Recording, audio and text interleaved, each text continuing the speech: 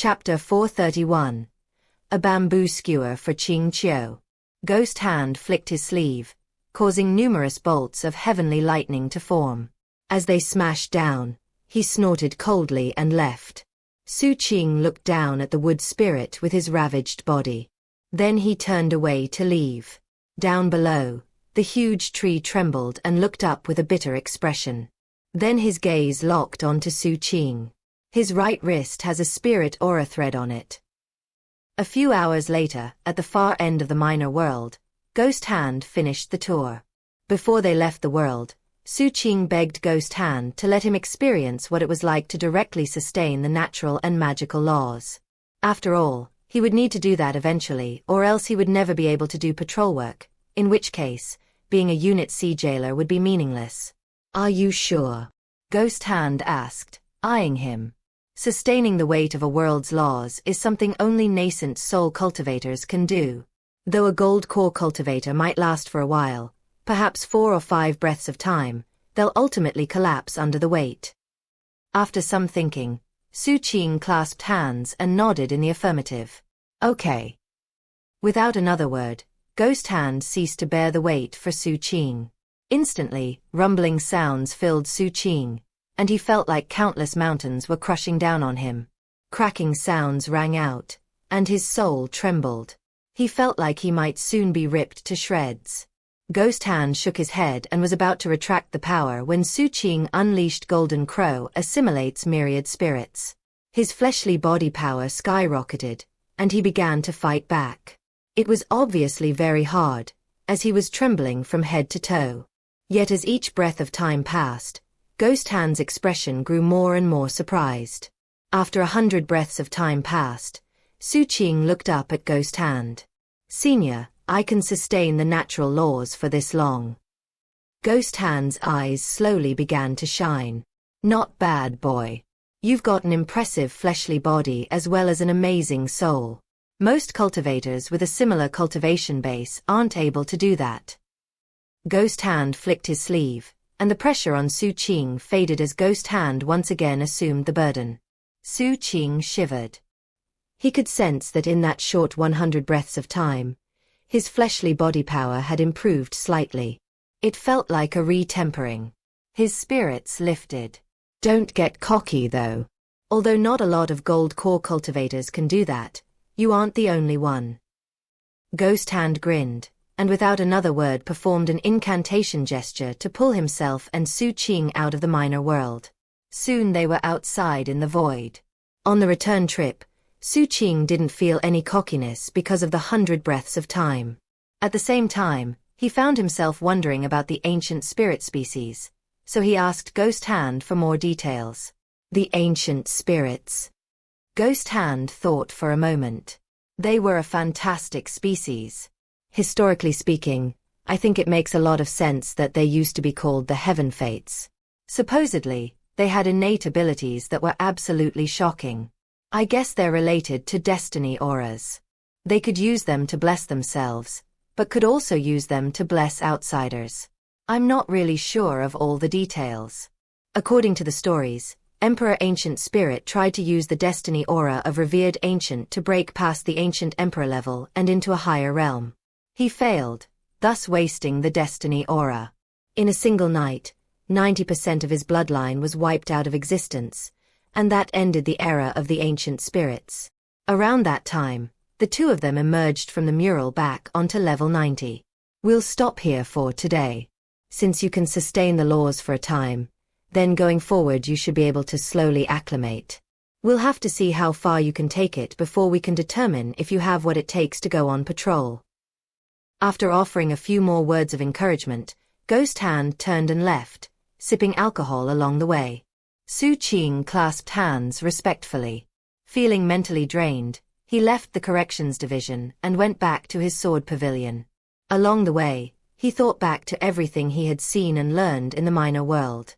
The methods employed by the Swordsage Palace were nothing short of astonishing. He also found himself thinking about those demi-immortals he'd seen. Demi-immortals. If I want to investigate the immortal puppet situation, I'm going to have to get close to some demi-immortals or holy tides. Otherwise, I'll never get any information. He really wanted to run a thorough investigation, no matter how many difficult obstacles he had to overcome. After all, there were 500,000 military credits on the line, as well as a chance at a Grade 2 battle credit. Going to Mount Daybreak wasn't going to just require military credits, he also needed battle credits. After analyzing the situation, his heart started pounding. There's another option. If I can get my hands on an actual immortal puppet, then maybe I could figure out how the demi-immortals make them. Then he thought about what Ghost Hand mentioned, that the lieutenant governor had done research into immortal puppets. Taking out his Swordsage command sword, he paid the military credits to get a consultation with the lieutenant governor. Everyone in the county capital talked about how knowledgeable the lieutenant governor was. Because of that, he was usually someone people sought for advice. Normally speaking though, the lieutenant governor had plenty of administrative work to do to help the governor. Therefore, you had to submit an application if you hoped to spend any time asking him questions.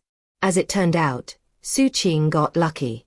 About an hour after he got back to his sword pavilion, the lieutenant governor responded to his application. Xu Qing. Taking out his jade slip, he respectfully replied, "Exalted Lieutenant Governor. How can I help you?" The lieutenant governor sounded tired, like he had just finished a heap of official business. Xu Qing didn't want to disturb him unnecessarily, so he sent a very succinct message asking for information about immortal puppets. Immortal puppets, huh? I actually have time right now. If you don't mind coming over here, I can show you personally. The lieutenant governor's response enlivened Xu Qing, and he immediately left his sword pavilion for the city. It was late at night, but the county capital was well lit. Most shops were still open, and even a lot of mortals were out and about. Street food carts were on every street corner, and swordsages were on patrol. Xu Qing went to the east part of the city where the lieutenant governor's mansion was located. When he explained himself to the guards there, one of them led him inside to the study. Expression somber, Xu Qing clasped hands and bowed. Swordsage Xu Qing here to request a meeting with the exalted lieutenant governor. Come in, the lieutenant governor said from inside. He still sounded tired. Xu Qing respectfully pushed the door open and entered. The first thing he saw was the lieutenant governor flanked by a handful of assistants. All of them were working on various medicinal liquid mixtures. Among the assistants was at least one of the swordsages who had joined at the same time as him. That swordsage made eye contact and nodded, then continued to work on the medicinal liquid. Xu Qing didn't interrupt. He stood off to the side, taking everything in. Further inside, he noticed an array of potted medicinal plants, many of which had unusual and fantastic flowers. The lieutenant governor looked exhausted, but his eyes glittered brightly. Clearly, he was at a critical moment in the mixing process. Keeping his attention focused, he added one bottle of medicinal liquid after another into the mix. After finishing, he took the mixture to a pot with a climbing osmanthus plant in it. Very carefully, he poured the mixture into the pot. There was something wrong with the mixture though, as the plant quickly withered and died. AI. The lieutenant governor sighed. Massaging the bridge of his nose, he turned to Xu Qing and was about to say something when his transmission jade slip vibrated. Taking it out, he looked at it for a moment, whereupon his expression turned serious. Xu Qing, the governor just requested my presence. I don't think I'll be able to talk with you about immortal puppets after all. But I can give you this. He took out a jade slip. This contains some of my research notes. Take some time to study it, then later on you can ask me about any parts you don't understand. After handing the jade slip to Xu Qing, he straightened up his robe. Then he gave some more instructions to his assistants regarding the medicinal mixtures. Finally, he gave another apology to Xu Qing before hurrying away. Xu Qing clasped hands gratefully and watched him go. The assistants were already hard at work on a new medicinal mixture. Knowing it wouldn't be appropriate for him to stand around watching, Xu Qing said farewell and left the lieutenant governor's mansion. On the way back through the bustling city, the shops were all open, but many of the street food carts were starting to pack up for the night. As Xu Qing walked along, he noticed one vendor selling candied fruit on a stick that was about to close. The colorful candied fruit caught his eye, so after a moment of consideration, he bought a skewer. When he took a bite, his eyebrows shot up, and he looked more closely at the candied fruit. The flavor was amazing, and was definitely superior to the candied fruit back in Seven Blood Eyes. The sweetness and tartness was perfectly balanced. Coupled with the icy cold of the fruit, it made Xu Qing think back to his youth in Peerless City. He turned back to look at the vendor, but he had already packed up and left. I should have bought a few more, he murmured, taking another bite. The flavor really was good. And thus, Xu Qing walked along enjoying the candied fruit beneath the moonlight, and scanning the information about immortal puppets from the lieutenant governor's jade slip. The information was very detailed, and included images. Clearly, the lieutenant governor had done very deep research. Xu Qing couldn't help but admire the lieutenant governor's breadth of knowledge. As he walked along the street, his expression suddenly flickered. Turning, he saw a middle-aged cultivator in a black robe barreling around the corner of a nearby building. As he ran, he scattered poison powder around him. The poison was so strong it caused the surrounding plants to wilt. It also filled the area with a noxious odor. Someone was chasing the black-robed cultivator. It was a young woman in a swordsage uniform. She wore a mask on her face, and had a massive evil ghost scythe slung over her shoulders. It was none other than Xianxia. Her eyes burned with killing intent, and a baleful aura surrounded her as she chased the black-robed cultivator. However, this man was just like her in that he had 5 palace battle prowess. That, coupled with his poison, made it impossible for Xianxia to close the distance. Considering how much work Xu Qing had done on missions recently, it only took a glance for him to identify the black-garbed man as someone from the wanted list. In fact, Xu Qing even knew his nickname. This man was called the Kid. Because Xianxia was already chasing him, Xu Qing had no intention of interfering. Instead, he prepared to turn and leave. However, that was when a gust of wind sent some poison floating toward him. That poison couldn't possibly bother Xu Qing himself. However, when it landed on his candied fruit, the fruit turned black and started emanating a noxious stench. Xu Qing's expression turned dark, and he looked up coldly at the fleeing black-garbed man.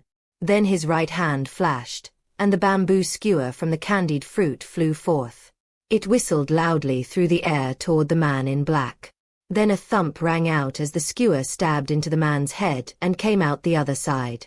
As the black, stinking candied fruits popped off the skewer, the black-garbed man's eyes went wide, and then he flopped to his face, dead. 1. Most commonly, these candied fruit vendors will have the skewers stuck into a pole that they carry around. That said, they might sell from a cart, or even a bike. I created a gallery of some images of different types of vendors. You might have noticed that he mentioned them being cold. The name of this thing in Chinese sometimes includes the character for ice. They're usually served cold because otherwise the sugary coating melts. They're particularly common in the winter, at least in terms of being sold on the street. Chapter 432. Those who use the name of the Kid in vain, die. Xu Qing wasn't very happy. That candied fruit was delicious, and it really brought back good memories from Peerless City. That was why he had been eating slowly, to savor the flavor. But then that poison wind came along and destroyed the entire skewer of fruit. 1. With the kill done, Xu Qing looked coldly at Xianxia as she rushed up. He still didn't have a good impression of her, but considering this was her mission, he coldly said, "I'm not trying to take your military credits." Then he turned to leave. Before he could, Xianxia spoke in a voice as cold as ice. "Who cares about military credits?" Striding forward, she completely ignored Xu Qing and stopped to loom over the black-garbed man. She didn't take his bag of holding. Instead, she stomped her foot down onto his head. The bamboo skewer had already stabbed through it, yet she stomped down with such force that the head exploded with a pop. When the sound reached Xu Qing's ears, he stopped and looked back. Xianxia clearly wasn't satiated, as she kept stomping down on the corpse, grinding the entire thing into a paste. The brutality of it was a surprise even to Xu Qing, and he could only speculate that this person had deeply offended Xianxia in some way. Looking away, he continued on his way back to his sword pavilion. During the entire time, Xianxia didn't even look at Xu Qing. After she stomped the black-garbed man to a pulp, she finally pulled his bag of holding out of the gore. Then she glanced down in disgust at the pulverized flesh. You think you deserve to be called the kid? You besmirch the name. Thus, I kill you and don't even leave a corpse behind. She hadn't been on a mission to track down this criminal. Instead, she had simply noticed that there was someone called the kid on the bounty list. That had been more than enough to make her want to kill him. In Xianxia's heart, the term kid was unsurpassably holy. To her, it represented beauty and happiness. She couldn't ever let anyone sully that specific name. After the evil ghost was absolutely sure Xu Qing was gone, he shouted into Xianxia's mind. Yeah. Oh yeah. Kill him. End things in mutual destruction. Enough, Xianxia replied coldly. Did you find out the details of that matter I asked you to look into? The evil ghost immediately responded. Absolutely. In 4 months, the Holy Tides will be here to purchase Cloud Mother stones. Chances are, the caravan will go through Sky Moon Ravine on their way back to their people. However, that's not an ideal location for an ambush. Are you really sure you want to take the risk? Boo. Xianxia didn't say anything. She just turned and walked away under the moonlight. Sounding a bit hesitant, the evil ghost continued. If you're dead set on doing this, then I think we really need to be prepared to end things in mutual destruction with them. Although I've personally been waiting a long time for that day to come, I think you should give it some serious thought. I need more military credits if I want more time off from my post, Xianxia said. I have to steal those resources to get military credits. Is it really worth it? We're talking about 3 years. That's not so long, is it? It's already been half a year. The evil ghost sighed. It wanted to end things in mutual destruction with an enemy, but not some random, meaningless enemy. Actually, the one most worthy of an end in mutual destruction is Mad Dog. Xianxia ignored the evil ghost and continued. I can't wait 3 years. I need to get back to South Phoenix as quickly as possible. Maybe you should stop worrying about it. 3 years isn't a big deal. Considering how much time has already passed, who cares if another 3 years go by? Absolutely not. Don't you realize how I'm constantly worrying about this? Big Bro Kid could be in grave danger back in South Phoenix. I can't wait any longer. Now that I'm strong enough to protect him, I absolutely have to go find him. I owe him my life. As she walked through the night, she rubbed the tiny crystal she kept under her garment. Her eyes gleamed with determination. Xu Qing was already back in his sword pavilion. After sitting down cross-legged, he started carefully studying the jade slip from the lieutenant governor. Time passed. Just as the light of dawn was starting to spread through the sky, Xu Qing looked up, and his eyes flickered thoughtfully. Immortal puppets are made from living subjects. And they have to be willing participants. He had already gone through all of the information several times over, and now felt that he knew quite a bit about how the demi-immortals created their immortal puppets. Unfortunately, the creation process was considered top secret by the demi-immortals, so there was no way that even the lieutenant governor could uncover the most profound aspects. That said, the information in the jade slip was good enough for Xu Qing.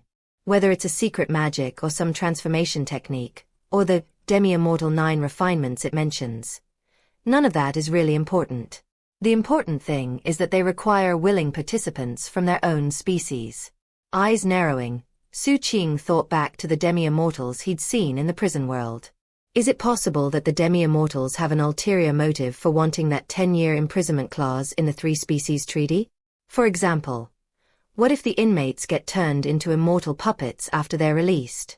Normally speaking, the inmates in the prison world end up dying over and over again until their memories are wiped out.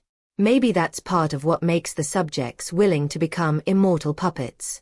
Xu Qing's eyes glittered as he thought about what Ghost Hand mentioned about the governor's order from 300 years ago.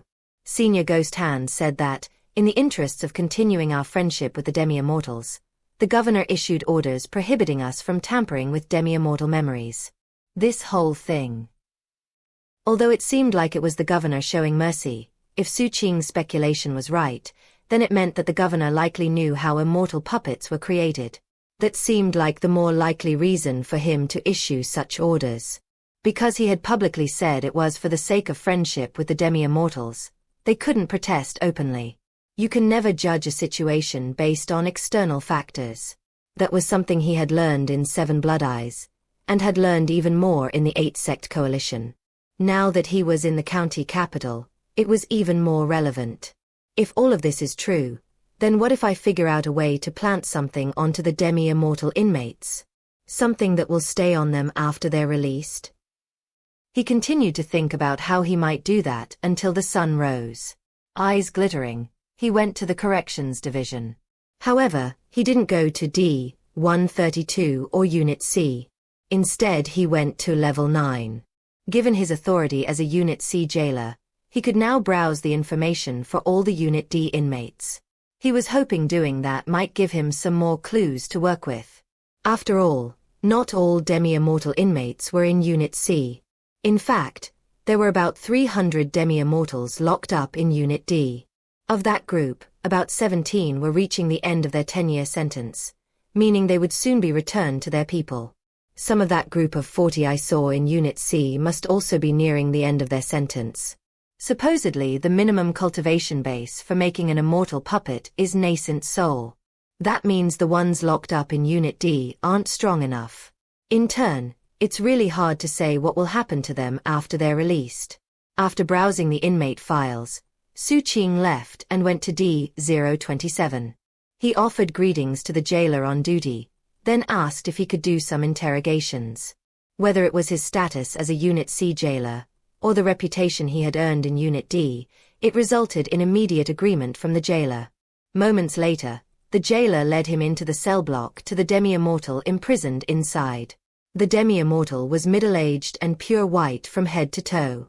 Despite being imprisoned, he seemed incredibly holy as he sat there cross-legged in meditation. Upon sensing that there were jailers nearing, his face remained expressionless, and he exuded a haughtiness that seemed to come from deep in his bones. This jailer had been there to witness the bloodbath in D-001, so he said, "He's yours, Xu Qing. Just make sure not to kill him." Xu Qing nodded and clasped hands thankfully. "Have fun." With a grin and a return salute, the jailer turned and left. Xu Qing opened the cell door and stepped inside. The demi-immortal looked up, his eyes full of scorn. "You." Before the demi-immortal could say anything else, Xu Qing stepped over and clamped his hand down onto the demi-immortal's head. Then he unleashed the power of his cultivation base, causing blood to spray out of the demi-immortal's face. He collapsed, unconscious. Xu Qing didn't like to waste words, and wasn't interested in talking with this demi-immortal. Therefore he had just knocked him out. With that, Xu Qing crouched and started studying the demi-immortal's body structure. Soon, a thoughtful look appeared in his eyes as he contemplated exactly how to do what he wanted to do. At the same time, he occasionally used a scalpel to slice open the demi-immortal's flesh. Eventually, as Xu Qing was still studying the demi-immortal, it shivered as the pain began to drag it back to consciousness. Just before it opened its eyes, though, Xu Qing quietly said, "The person you killed was a good friend of mine." He slapped the demi-immortal unconscious again. A thump rang out as the demi-immortal, who had been just about to open its eyes, went out cold. Time passed in that manner. On about 12 occasions the demi-immortal nearly regained consciousness, but every single time, Xu Qing would knock it out again. The demi-immortal's fury built until Xu Qing was finally done with his research. When it was over, the demi-immortal was covered with cuts and bruises. "I think the best strategy will be to put some of my mutagen in him. I doubt it will be discovered. My beetles? Nah, forget about that. I can't afford to underestimate the demi-immortals. Mutagen will work perfectly, and probably won't attract any attention." Having reached that decision, Xu Qing waved his hand, causing a concealing mist to build in the area. Then he tapped into his third heavenly palace and released, not poison, but a tiny scrap of his personal mutagen. That mutagen could invade any living thing, with Xu Qing as its source. He very carefully sent the mutagen into the demi-immortal's body, hiding it in a location inside his kidney. He chose not to put in a heart. Demi-immortals had 5 hearts, plus a very powerful regeneration ability that ensured you couldn't kill them even by destroying 4 of their hearts. As Ghost Hand had mentioned in his lecture, the kidneys were the demi-immortal's weak spot. 3. After concealing the mutagen in the demi-immortal's kidney, Xu Qing dispersed the concealing mist around him, then left to find the second demi-immortal he wanted to study. After he was gone, the battered and wounded demi-immortal woke up. His eyes burned with fury as he examined himself. After making sure his injuries were all superficial, he gritted his teeth. Thinking back to what the jailer said, he came to the conclusion this had been a bit of personal reprisal. I've killed a lot of people, how am I supposed to know which one was your friend? I guess it's not important. I'm going to be released soon. Once I'm free, I'll make sure to revisit this torment back on you many times over. As that initial demi-immortal's fury simmered, Xu Qing spent time in the following days doing the same thing with all of the demi-immortals in Unit D who were on the verge of being released. He made sure to change his appearance each time, and also come up with a cover story suited to each inmate's specific crimes. Everything was done in a way to make sure the demi-immortals didn't realize what he was actually doing. Given that the inmates didn't have any access to outside information, he wanted them to think that they were just the victims of revenge. After he was done, he left Unit D and went to Unit C. There were 2 demi-immortals here that met his needs. However, though he could sustain the laws of the minor world for a short time, it was difficult. Doing so left him very limited, and there was a time limit involved. For the time being, those 2 demi-immortals were going to get off. That meant that the best thing to do was focus his attention on getting used to the natural and magical laws. Every time he entered the minor world, he would take time to acclimate to the intense pain. He couldn't last more than about 300 breaths of time, which definitely wasn't long enough to insert some mutagen into those demi-immortals. I would need to be able to last for 2,000 breaths of time to do that. All he could do was work harder. Every time he visited, he would bring a flagon of alcohol for Ghost Hand, since he knew the jailer liked to drink. After having done that several times, he took advantage of a moment in which Ghost Hand was drinking to ask if there was some trick to being able to stand up to the laws of the minor worlds. He figured there must be something like that. At first, Ghost Hand didn't even answer the question. But after Xu Qing had plied him with alcohol so many times, causing his approval of him to deepen, he finally revealed the secret. Xu Qing listened carefully. After that, he did more tests in the minor world. More training. He started making better progress after that. The amount of time he could stand up to the laws was increased. A month later, he went from 300 breaths of time to 1,000. During that time, something big happened in Sealing County. Nightshade cultivators were spotted in the county. The Swordsage Palace dispatched some top experts who tracked down the Nightshades and arrested them, then brought them back to Unit C for questioning. The matter was kept top secret from the public. However, being a Unit C jailer, Xu Qing learned about it.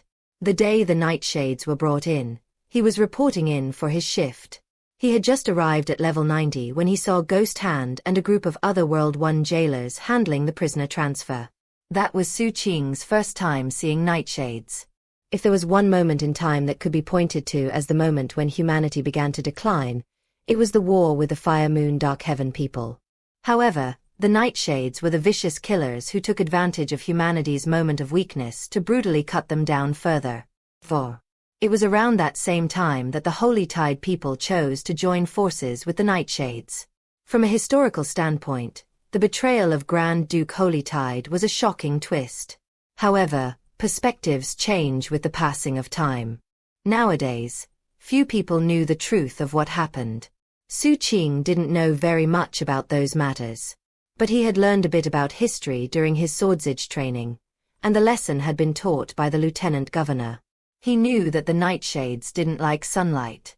Because of that, they destroyed the sun which shone over their lands, causing it to perish. After that, the nightshade people only had a moon overhead. 1. Peerless City was mentioned back in chapter 380. Clearly, the story Xu Qing told in that chapter had some grounded basis. 2.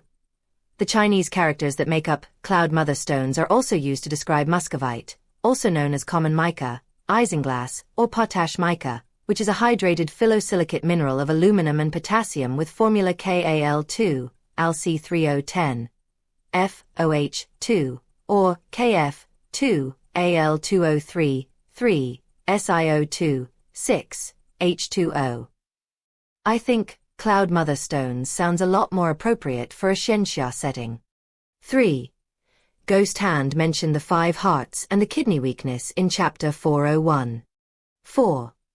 The war with the Fire Moon Dark Heaven people was mentioned in the Big History lecture in chapter 401.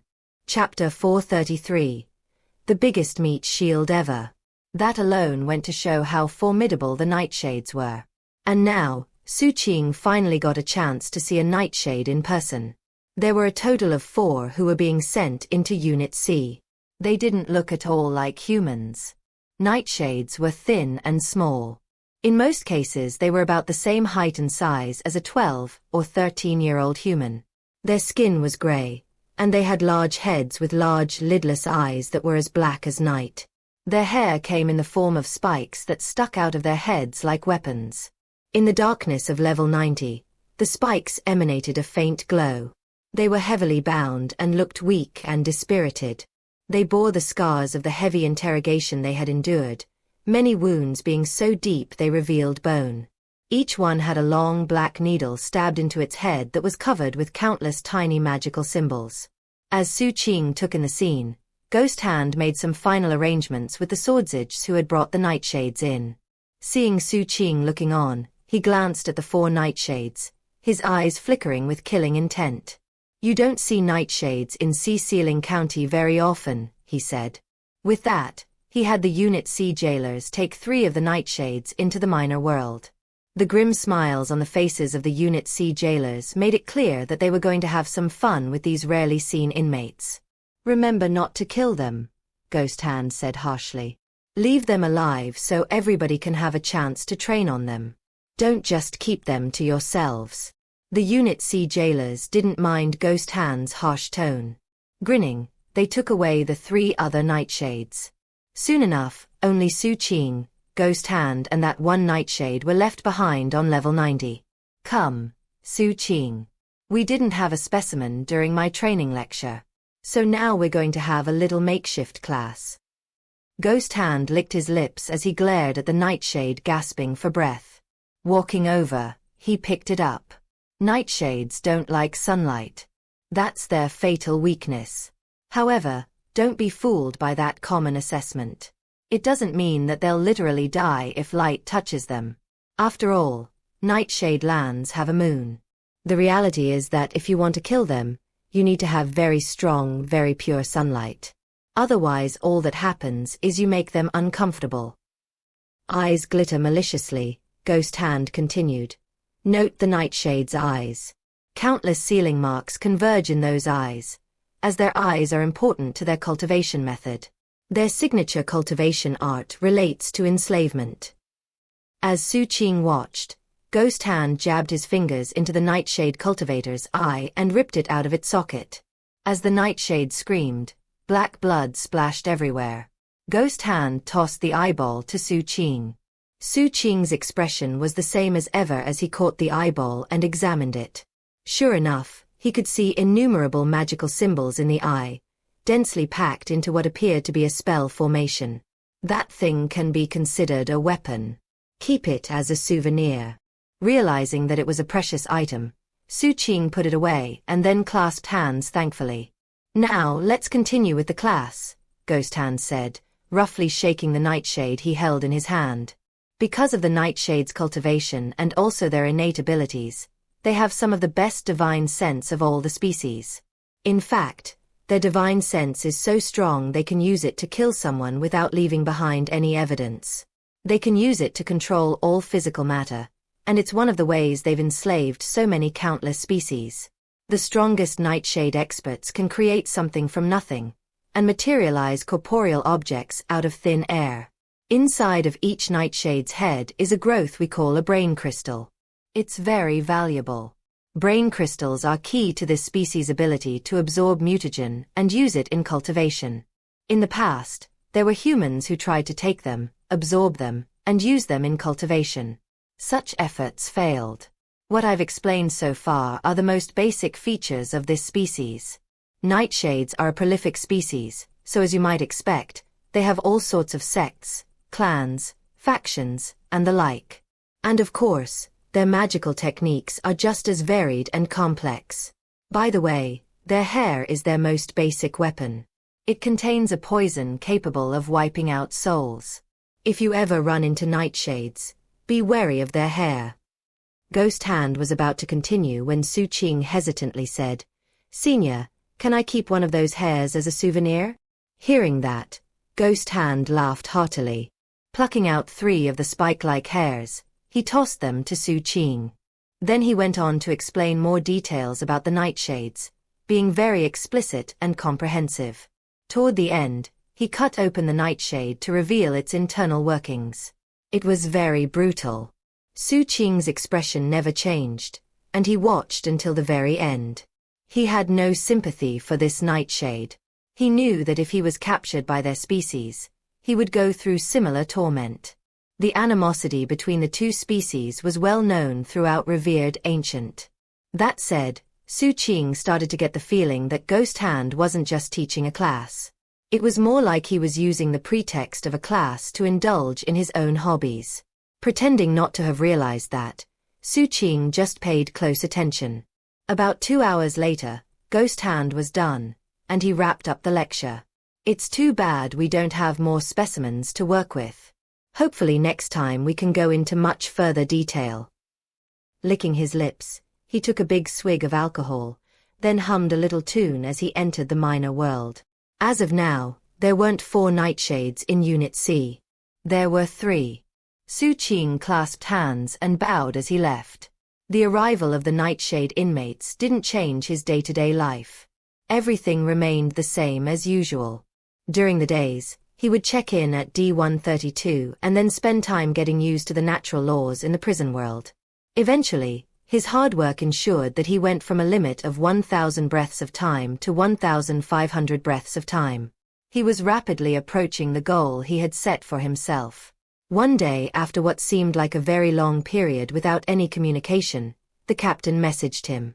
Hey, little junior brother. You at your sword pavilion." Xu Qing had just ended his shift and returned to his sword pavilion. Considering the form of address the captain used, one of 2 things was obvious. Either the captain was with someone else, or he had something very important to talk about. "Yeah, I'm here," Xu Qing replied. After enough time had passed for an incense stick to burn, the captain showed up with a decidedly uncomfortable Ning Yen. 1. As soon as they were inside, the captain shoved Ning Yen forward, and then gave a meaningful look to Xu Qing as he laughed heartily. "Little junior brother, this fellow wanted to ask for something, but didn't dare come here and thus begged me to act as the middleman." Xu Qing clasped hands in greeting to the captain, then just looked coldly at Ning Yen. Ning Yen shivered and his face turned a bit ashen.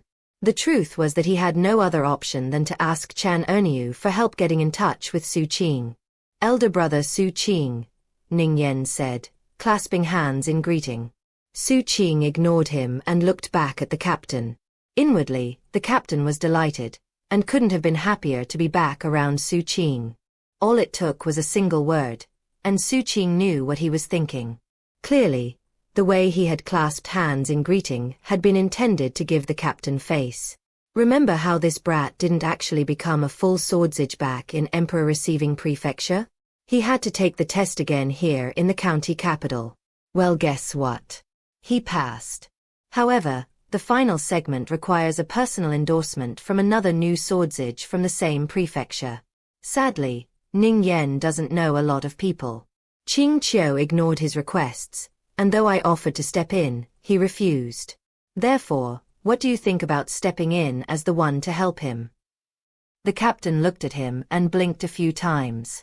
All it took was a glance for Xu Qing to realize that the captain was either taking advantage of Ning Yan, or needed him for some plan of his. After all, there was no way the captain would go to all this trouble if it didn't benefit him. Xu Qing thought about it. If Ning Yan had come with this request, he would have refused. But since it came from his elder brother, he mulled it over for a bit and then nodded in agreement. Seeing that, Ning Yan's face lit up with joy. A lot of people had told him that Chen Erniu wasn't reliable, but now he could see the rumors weren't true. Chen Erniu had insisted that he could get Xu Qing to agree to help, and now it was actually happening. Ning Yan was very impressed. He quickly offered profound thanks. Then Xu Qing agreed to meet up in 7 days at the archives branch to go through the formalities. Clasping hands, Ning Yan left. The captain stayed. Once they were alone, he sat down across from Xu Qing, pulled out an apple to eat, and chuckled. Little Qing, this Ning Yan isn't a bad person for the most part. Don't worry about recommending him. What do you need him for, Captain? Xu Qing asked. He has some special techniques. Remember how Qing had captured him yet he didn't get hurt? The captain's eyes glittered, and he lowered his voice as he continued. I secretly tried to take a bite out of him, and turns out it didn't work. No matter how hard I tried to bite down, nothing happened. Something is seriously off about him. Xu Qing gave the captain an odd look. The captain pretended not to notice. He said something about a bloodline ancestral awakening, but I don't believe him. Ning Yan is definitely keeping some big secrets. As for what exactly they are, I don't think it matters.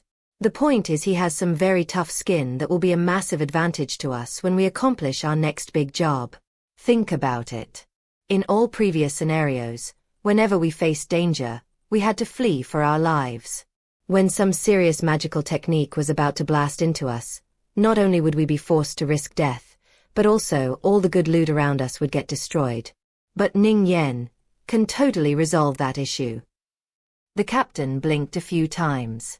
Xu Qing blinked back at him. Trust me, my little Qing. I'm not wrong about this.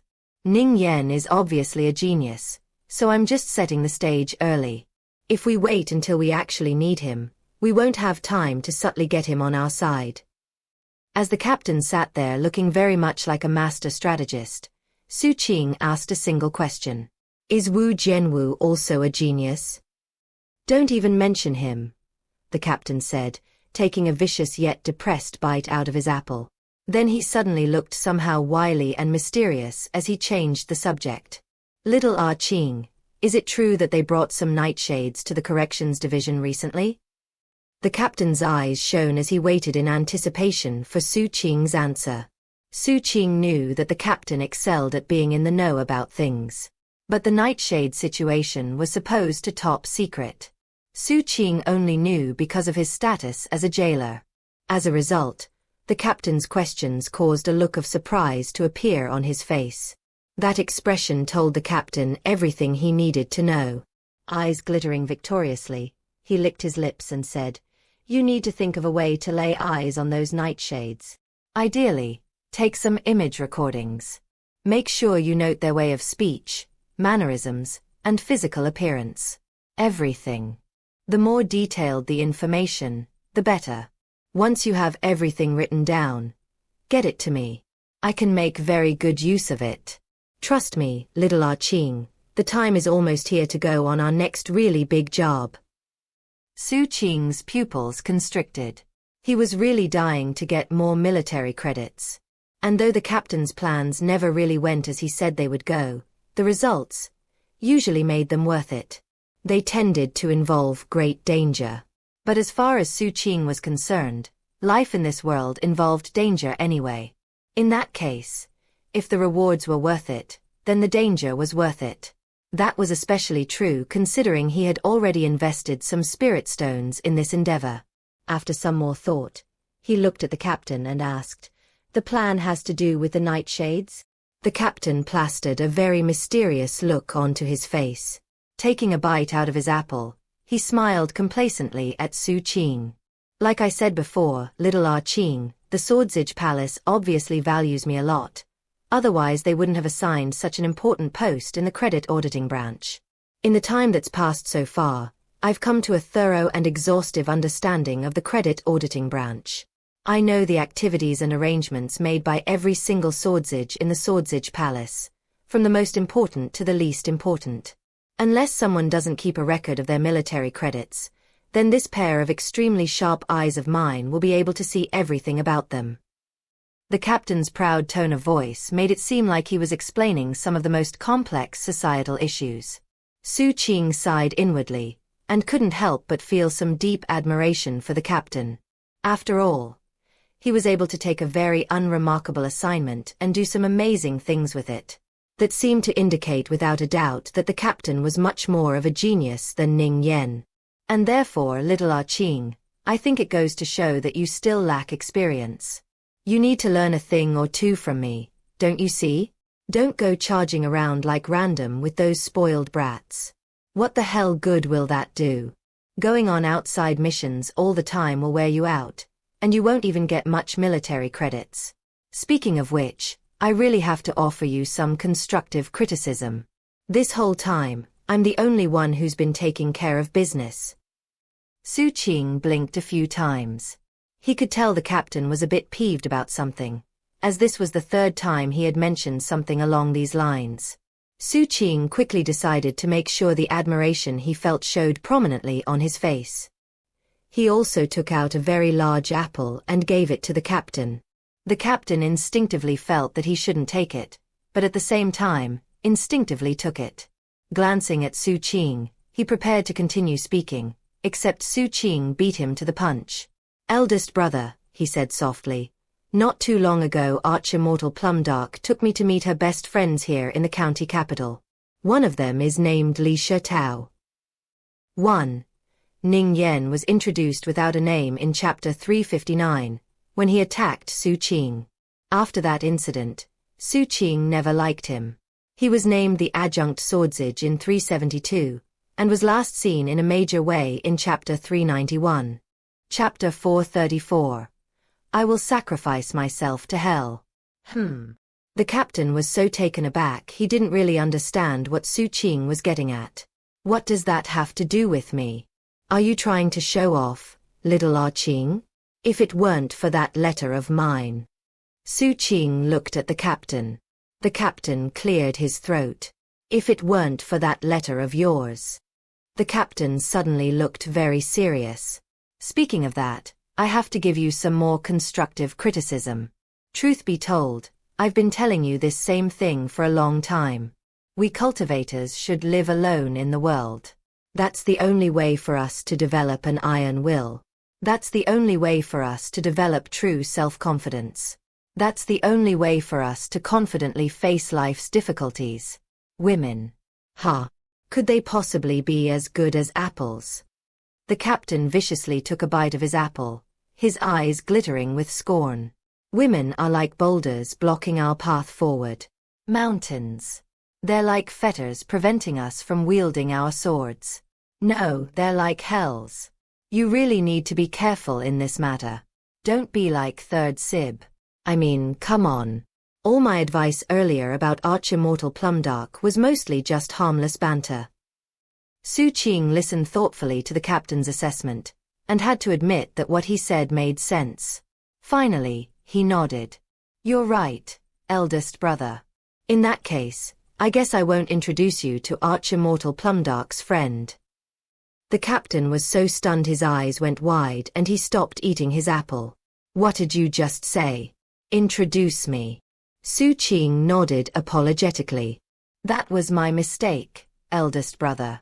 Not long ago, Senior Li, in other words Li Shitao from the administration palace, wanted me to introduce a male friend to her. Due to my lack of experience in life, I almost introduced you. It's a good thing I didn't do anything to influence your iron will and self-confidence. Li Shitao. That's a nice sounding name. Is she hot? Looking surprised, Xu Qing nodded and said, she's all right. The captain's eyes lit up, but he quickly got them under control. Standing, he clasped his hands behind his back and sighed. Little junior brother. As your eldest brother, I've already lived alone in the world for 26 years now, which is a bit excessive. He turned and looked at Xu Qing. Xu Qing hesitated. We cultivators really should live alone in the world. Sounding very somber, the captain said, we cultivators should live according to the following maxim. Between love, law, wealth and land, the wise view love as supremely grand. Xu Qing was doubtful. Not a boulder blocking our path forward? A mountain.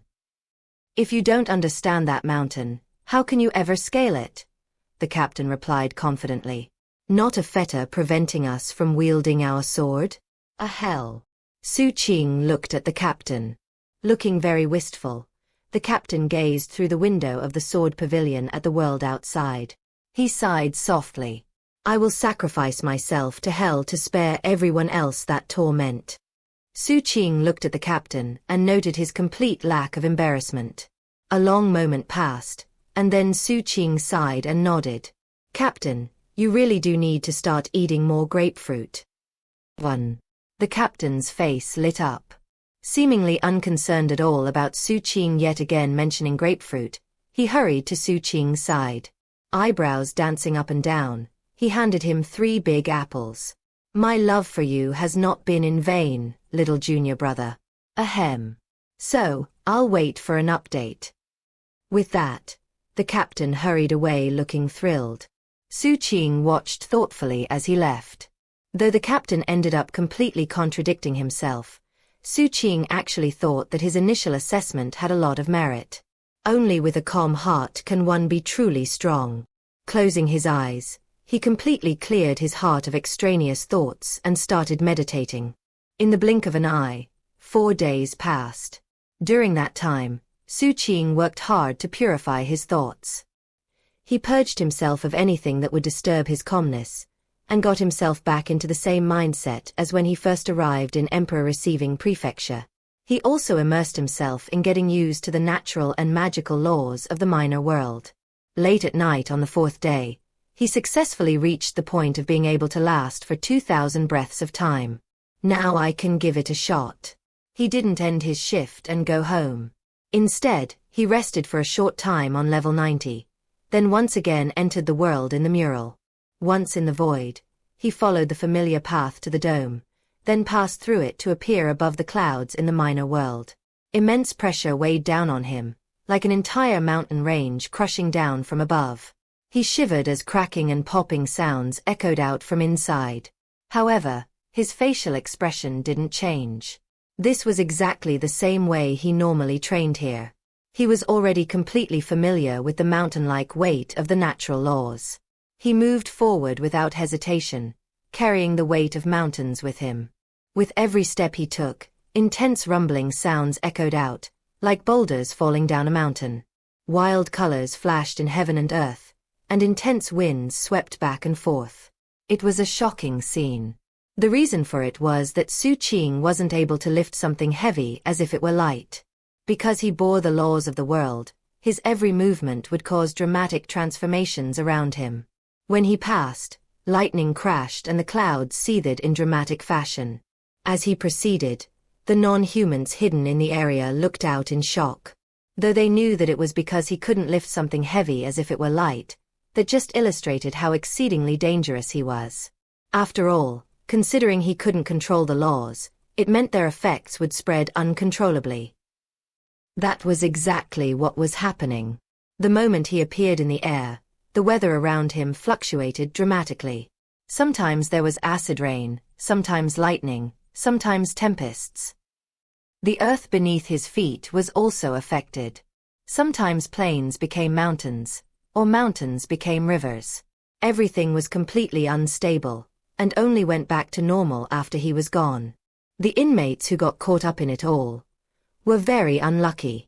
Looking down, Xu Qing noticed hordes of inmates pouring out of hiding places, terror on their faces as they fled this way and that. Some, who had already lost too many memories by dying too many times, actually ran in his direction in the hope of being killed directly by the natural laws. If they were killed in that way, they wouldn't experience the reset. Because of that, they thought of that type of death as a release. Frowning, Xu Qing waved his hand and coolly said, "I hereby lock down the land and airspace in this part of the world." In response, the laws he was sustaining shivered, and then cracking sounds filled heaven and earth around him. Then, streams of natural laws swept out from the living things in the area, and then stitched together around Xu Qing as they created new natural laws. The people who had been rushing in his direction to kill themselves were repelled, and had no chance to run or fly closer. When Xu Qing left the area, everything went back to normal. Having done that, Xu Qing calculated the time. Realizing he couldn't afford any unnecessary delays, he gritted his teeth and rushed forward. As he moved, more cracking sounds emanated from within him. Also, the laws around him caused the ground below to seemingly shrink, allowing him to move even faster. Before long, he reached the vast plain where the demi-immortals were located. This was the first task he had planned for this trip into the minor world. Upon arriving, he immediately changed the natural laws in the area.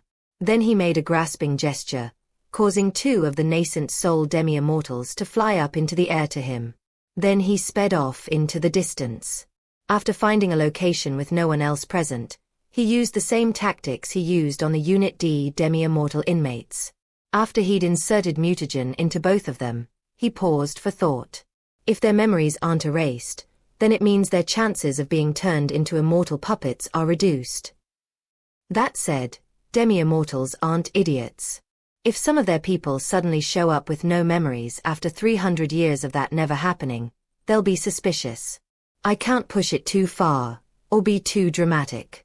After some more thought, he took one of the unconscious demi-immortals back to the plane.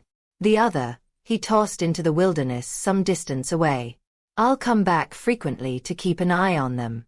If the demi-immortal in the other location ends up losing memories, I can bring him back. That way he'll only experience a bit of memory loss. He was just about to move on to the second task he had in mind when, all of a sudden, he looked over his shoulder. Someone had suddenly appeared about 1,500 meters behind him. From his uniform, he was obviously a Unit C jailer. He looked coldly at Xu Qing, and then at the demi-immortal down in the wilderness. His eyes shone with mysterious light. "What are you doing?"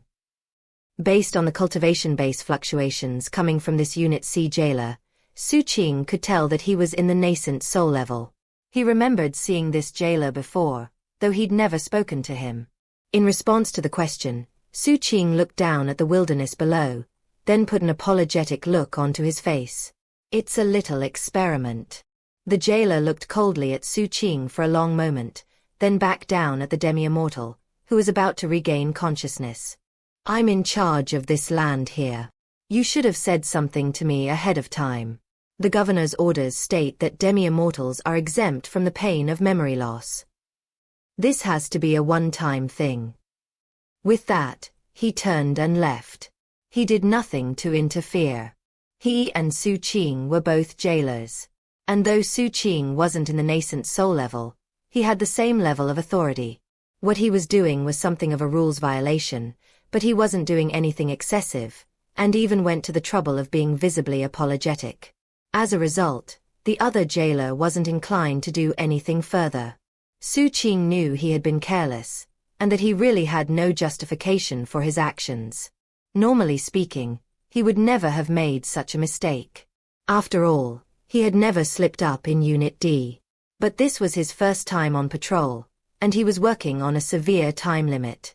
Because of that, it had skipped his mind to check who was in charge of this part of the minor world. "Guilty as charged," Xu Qing said to the jailer, clasping his hands respectfully. The jailer didn't look back, but he waved his hand dismissively. He obviously wasn't as annoyed as he was before. When he was gone, Xu Qing also left. The second task he had in mind was to find the 3 nightshades, both to observe them and also leave his mark on them. However, now he had something else in mind. Flying back up into the sky, he left the minor world. After he was free from the laws, he breathed a long sigh of relief. Then he went back into the corrections division. The first thing he did was go find Ghost Hand, to report about how he'd dealt with the natural laws and gone on patrol. In one corner of level 90, Ghost Hand sat in a rocking chair, a jug of alcohol in hand. When he heard Xu Qing's report, he looked up and said, "That fast?" Ghost Hand didn't hide his surprise. He quickly performed an incantation gesture and pointed out, causing the mural to shine with soft light. Then the images shifted, changing to Xu Qing on patrol.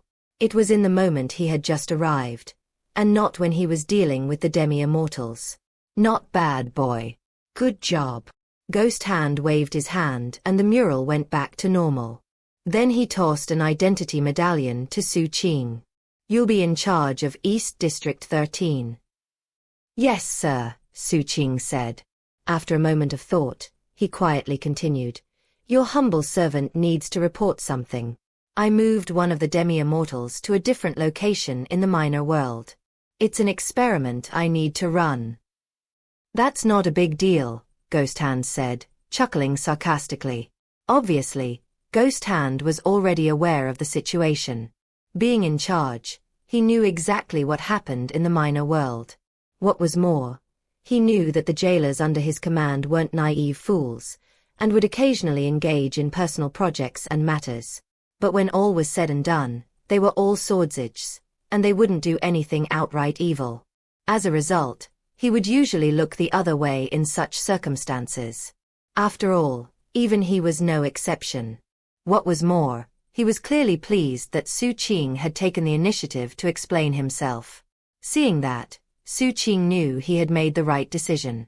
There were some things that weren't worth trying to hide, and if you did, would result in more unwanted scrutiny. With that thought in mind, he said one more thing. "Senior, I really want to observe those other nightshades." Ghost Hand laughed heartily. Pointing to the identity medallion he'd just given, he said, "Back during the lecture, I could tell you were interested. You can feel free to observe anything in the area you oversee." Surprised, Xu Qing clasped hands and bowed deeply to Ghost Hand. Then he left. Ghost Hand sipped some alcohol as he watched Xu Qing leaving. He really did approve of Xu Qing. Whether it was the way he'd poisoned ailing Ghost, the extent of his powers of understanding, or his politeness, all were unusual. What was more, he was only in the gold core level, yet qualified to go on patrol alone. All of that went to show how extraordinary Xu Qing was. Beyond all that, there was his 30,000-meter pillar of light and the fact that he was assigned to D-132. The latter was the most significant of all. That was why Ghost Hand put the nightshades into the area that Xu Qing was in charge of. If he'd put the nightshades in with another jailer, all the other jailers would have started speculating about his choice. After all, nightshades were rare enough that everyone was interested in them. But giving them to someone with a 30,000-meter pillar of light would forestall much of that speculation. What was more, it would help ensure that Xu Qing became well known among the other jailers. "You need to work hard, boy. East District 13 really got lucky today." Taking a swig of alcohol, he rocked in the chair and hummed a little tune. 1. The last grapefruit comment was in Chapter 279. Chapter 435. The original saber of supreme vastness. Xu Qing once again entered the world inside the mural. As the laws weighed down on him, he took a deep breath and used the command medallion to find the way to East District 13. It was a rather large district that Ghost Hand had taken him through on his first tour. It didn't take long to find. The terrain was volcanic, with lava flows crisscrossing the lands. The three nightshades were imprisoned in three different volcanoes.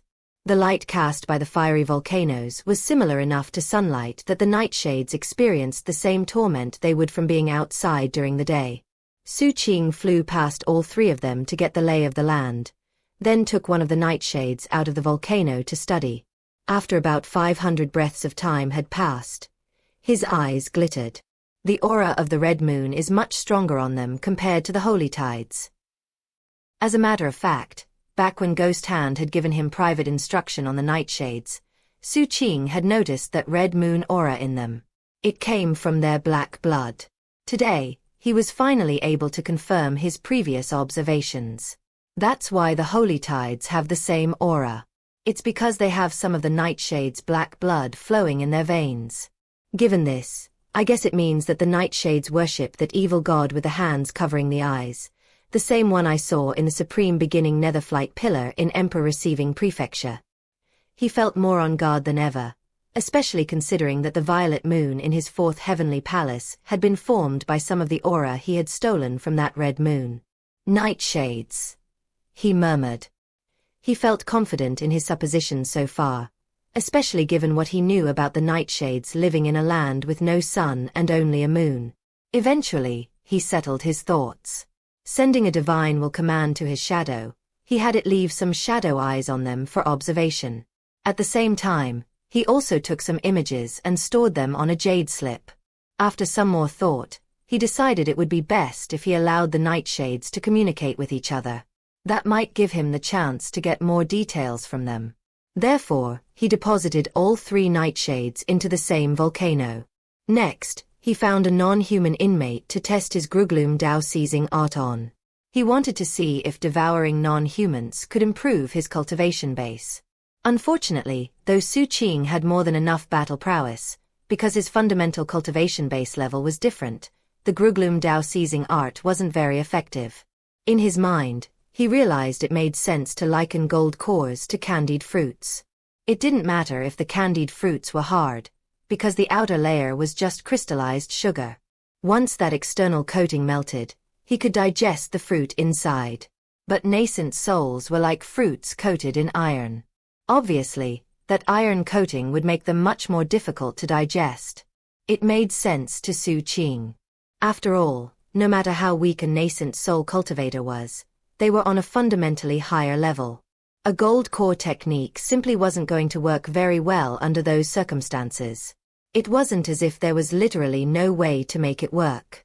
But the complications made it so that devouring gold cores just made more sense considering how convenient and fast the process was.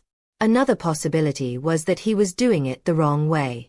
Therefore, he decided that after he was able to stay in the minor world for longer, he would do some tests and see if changing his specific methods would yield better results. At the moment, he had already reached his time limit and was preparing to leave. This was his second time in the minor world today, and he could only bear the massive weight of the natural laws for so long. Just as he was about to leave, wild colors flashed in heaven and earth off in the distance. The clouds transformed, becoming dark and oppressive. Thunder boomed, making it seem like there was a heavenly tribulation underway. A series of lightning bolts smashed into the ground, exploding the dirt and rock in a wide area. Xu Qing's eyes narrowed, as he didn't see any natural laws at work. Don't tell me it's the work of one of the other jailers. He started moving, heading in the direction of the affected area. From a distance, it looked like a massive storm swirling in the sky. As he got closer, he saw a figure in motion beneath the heavenly tribulation. It was a tall, burly non-human with blue skin and a solitary horn. He had one eye, and massive arms with 9 fingers on each hand. His expression was one of anxiety and madness as he flew up toward the tribulation clouds. He really was trying to pass a tribulation. All it took was a glance for Xu Qing to understand what was going on. There were no other jailers in the area, which meant that this dramatic event was being caused by the non-human. He was obviously an extraordinary individual who had managed to push his cultivation base to the breakthrough point even while in this minor world. As a result, the natural laws of the minor world transformed into a crushing heavenly tribulation. It wasn't something commonly seen in a minor world like this. What was more, based on everything he understood about this prison world, he was certain that this non-human wouldn't pass the tribulation. If the laws of this place weren't under the control of the Swordsage Palace, then he might have had a chance. But though Xu Qing had never personally witnessed a heavenly tribulation here, he knew that it would be mighty enough to shake heaven and earth. It seemed likely the non-human had picked this location because of the lack of any guards. And the inmate had obviously not anticipated Xu Qing showing up. Senior Ghost Hand sent me here, so surely he knows what's going on, right? As he pondered the situation, intense rumbling echoed out from the tribulation clouds. Then, numerous bolts of lightning gathered, and instead of dropping onto the non-human, they converged above him. There beneath the clouds, the lightning bolts merged together into the shape of a saber. The blade of lightning flickered dazzlingly, and emitted rumbling sounds that filled heaven and earth. A consummately mighty force appeared, filled with the natural laws of the minor world, the magical laws of heaven and earth, and the power of the Tao of heaven. It was pulsing with a visible Tao resonance. A blade nimbus shimmered around it with blinding brightness, causing the rest of the world to grow dark, as if only this blade light existed in heaven and earth. A boundless might erupted, accompanied by an intense sound that pierced through the air, as the saber dropped toward the non-human. This was a true heavenly saber. And it was slashing, not the body, but the Tao. The saber descended, slashing right through the non-human. The blue-skinned non-human trembled, then let loose a howl of grief and anguish. Blood sprayed out of his mouth, as his nascent soul cultivation base couldn't sustain the force, and directly exploded. His nascent soul was reduced to ashes. His heavenly palaces shattered. His life flames went out. His Tao foundation crumbled. Every aspect of his cultivation base was destroyed. I refuse to accept this, he howled.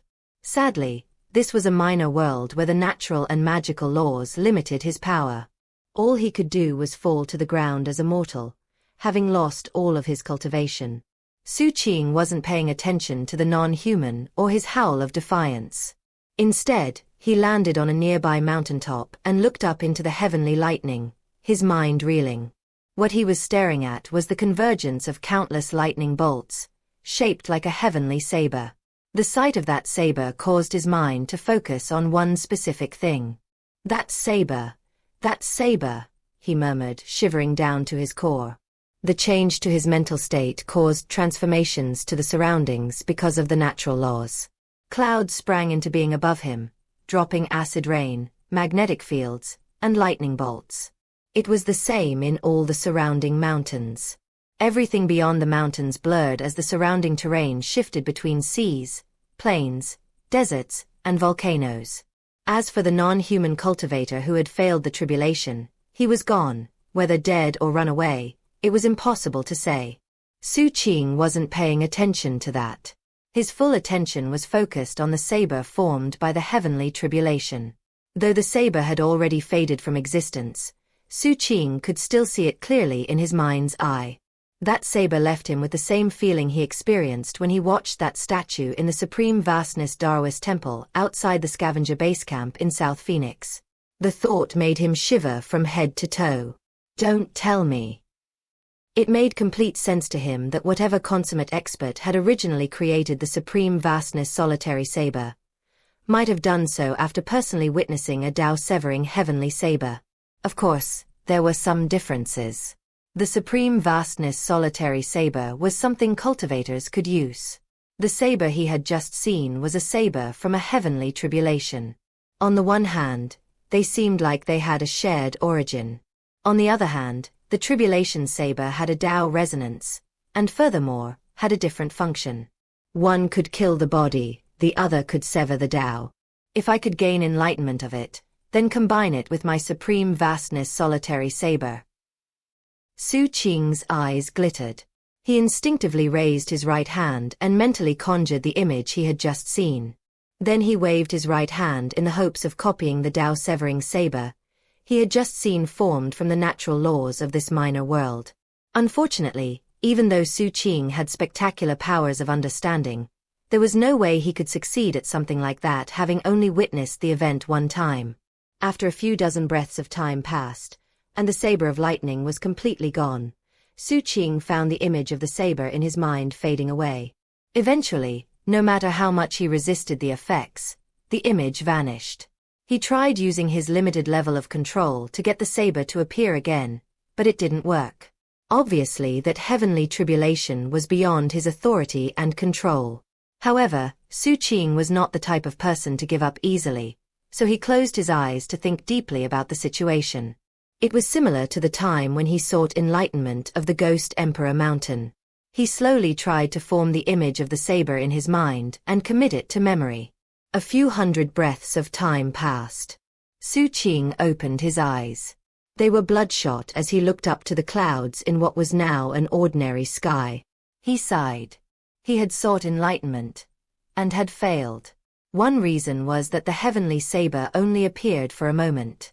Another had to do with the effects of the minor world, which created a less-than-ideal environment. And then there was the high-level personhood of the heavenly saber. In some respects, it was like the original version of the supreme vastness solitary saber. Because of all those reasons, it just wasn't possible for Xu Qing to succeed. I was also rushing it too much. After analyzing all the reasons for his failure, he had no choice but to sigh and leave the minor world. Once outside, he slumped as a feeling of exhaustion swept over him. He always experienced that feeling when leaving the minor world. The reason was that his cultivation base really wasn't up to task, and thus, sustaining the natural laws was a huge burden. He wasn't thinking about that, though. Instead, his eyes glittered as he continued to analyze the situation. If I want to gain enlightenment of that saber, I'm going to need to see it a few more times. And I'll need to do it in a more relaxed, but also completely focused, state. That's the only way I'll have a shot at gaining enlightenment. He looked back down thoughtfully at the minor world. I've currently mastered 2 saber moves from the Supreme Vastness Solitary Saber. If I can succeed with that Dao-severing heavenly saber, then it could count as my 3rd saber move. Xu Qing thought about how he hadn't really left the county capital since he arrived. He had not gone to search for any Supreme Vastness Daoist temples, and thus, had not improved his Supreme Vastness Solitary Saber. As he knew, the vast majority of Supreme Vastness Daoist temples actually wouldn't help with enlightenment. After all, once someone succeeded in gaining enlightenment, the temple would need to sit idle for half of a 60-year cycle before new enlightenment could be gained from it. That ensured that it was very difficult to build up multiple saber moves. You needed the right destined opportunity to find a time to gain enlightenment, either that, or find a temple where someone who had already gained enlightenment was dying. Xu Qing thought about the matter all the way back to the corrections division. I'm not going back to my sword pavilion yet. Emerging from the mural, he looked back at the image of the minor world. Eyes flickering thoughtfully, he went into a far corner of level 90 to do some breathing exercises. 4 hours later, after a number of jailers had come and gone in the minor world, Xu Qing's violet crystal got him back to normal. Without any hesitation, he went back into the minor world yet again. Chapter 436, Acquiring the Tao, Blue-Green Dragon Rises, Part 1. As the laws settled over him, Xu Qing flew to his assigned district and looked for appropriate inmates by filtering through the name list on his jade slip. Specifically, he was looking for cultivators who were in the great circle of the nascent soul level, just on the verge of provoking heavenly tribulation. He soon identified 4. Performing an incantation gesture to tap into the natural laws, he found the first on the list, who was a wing flyer. Currently, he was hiding in a subterranean cave, seated cross-legged in meditation. A moment later, the ground around him collapsed, opening up his hiding spot. The wing flyer looked up in shock. Though he reacted quickly, the power weighing down on him made his resistance useless. A massive force locked onto him and dragged him up into the air. There was no point in trying to refuse or fight back. With the laws at Xu Qing's command, plus his cultivation base and battle prowess, he could easily smash any inmate. Outside of the prison world, this wing flyer could crush Xu Qing to death with one swat of his hand. But now, Xu Qing had him by the neck. Exalted One. Inwardly, the wing flyer cultivator felt deeply vexed. However, he was careful to plaster a fawning expression onto his face. Xu Qing didn't respond. Eyes as cold as ice, he inspected the wing flyer, then tossed him down. Next, he tossed some medicinal pills onto the ground in front of him. Those medicinal pills all contained immense amounts of spirit energy. On the outside, they would be considered good pills. But in the prison world, they were vastly more precious. When the wing flyer saw them, he was stunned. That said, his eyes flickered with a mixture of pleasure and hesitancy. He knew full well that when unexpected things happened, there was usually a catch. He looked nervously at Xu Qing. Exalted One, this. Either you eat them, Xu Qing said calmly, or I beat you to a pulp and force them down your throat. Perverse energy surged within the wing flyer, yet he forced it under control. He knew what would happen if he didn't obey orders. Gritting his teeth, he picked up the pills and put them in his mouth. That said, he tried to play things safe by consuming them slowly, one at a time. Frowning, Xu Qing thrust out his palm, causing a rumbling sound. When the force hit the wing flyer, he screamed as his body nearly collapsed, and he fell to the ground, panting. That was just a weakness on the part of his fleshly body. When the spirit energy from the pills poured into him, he quickly recovered. However, Xu Qing could tell it wasn't enough, so he threw a few more pills into his mouth. As the pills dissolved, powerful fluctuations started rolling off of the wing flyer. This inmate had been convicted when he was already at the limit of nascent soul. In the years since then, he had hovered on the brink of a breakthrough. Unfortunately, reaching the spirit trove level required a heavenly Tao, which he did not have access to, and therefore, could not achieve a breakthrough. However, whether one was going to succeed or fail, the natural laws of heaven and earth would still form a heavenly tribulation. The wing flyer cultivator was surprised at the fluctuations, and by now, he could guess what Xu Qing was doing. He was about to open his mouth to speak when winds screamed in the dome of heaven, and tribulation clouds began to build up. The wing flyer shrieked, jumped to his feet, and fled, all the while viciously trying to suppress his cultivation base in the hopes of getting rid of the heavenly tribulation. Before he could do much, a tremor passed through him and he stopped moving. His facial expression became one of exaggerated devotion, while his eyes glittered with terror. Lurching around, he dropped down and kowtowed to Xu Qing. "My lord, I'm willing to die." The lack of smooth speech confirmed that the shadow didn't have complete control over him. The wing flyer was obviously fighting back, until that look of devotion faded away. As his expression twisted and distorted, and looked like he was about to break free, that was when booming thunder filled the sky as countless lightning bolts formed a Tao-severing heavenly saber that dropped toward the non-human. The moment before it hit, the shadow fled. The wing flyer went back to normal, but by this time, there was no way it could evade the tribulation. A scream escaped its mouth as the heavenly saber chopped down. A huge boom echoed out. Xu Qing sat down cross-legged where he stood. Ignoring the wing flyer, he focused on seeking enlightenment of the heavenly saber. After 300 breaths of time passed, it was over.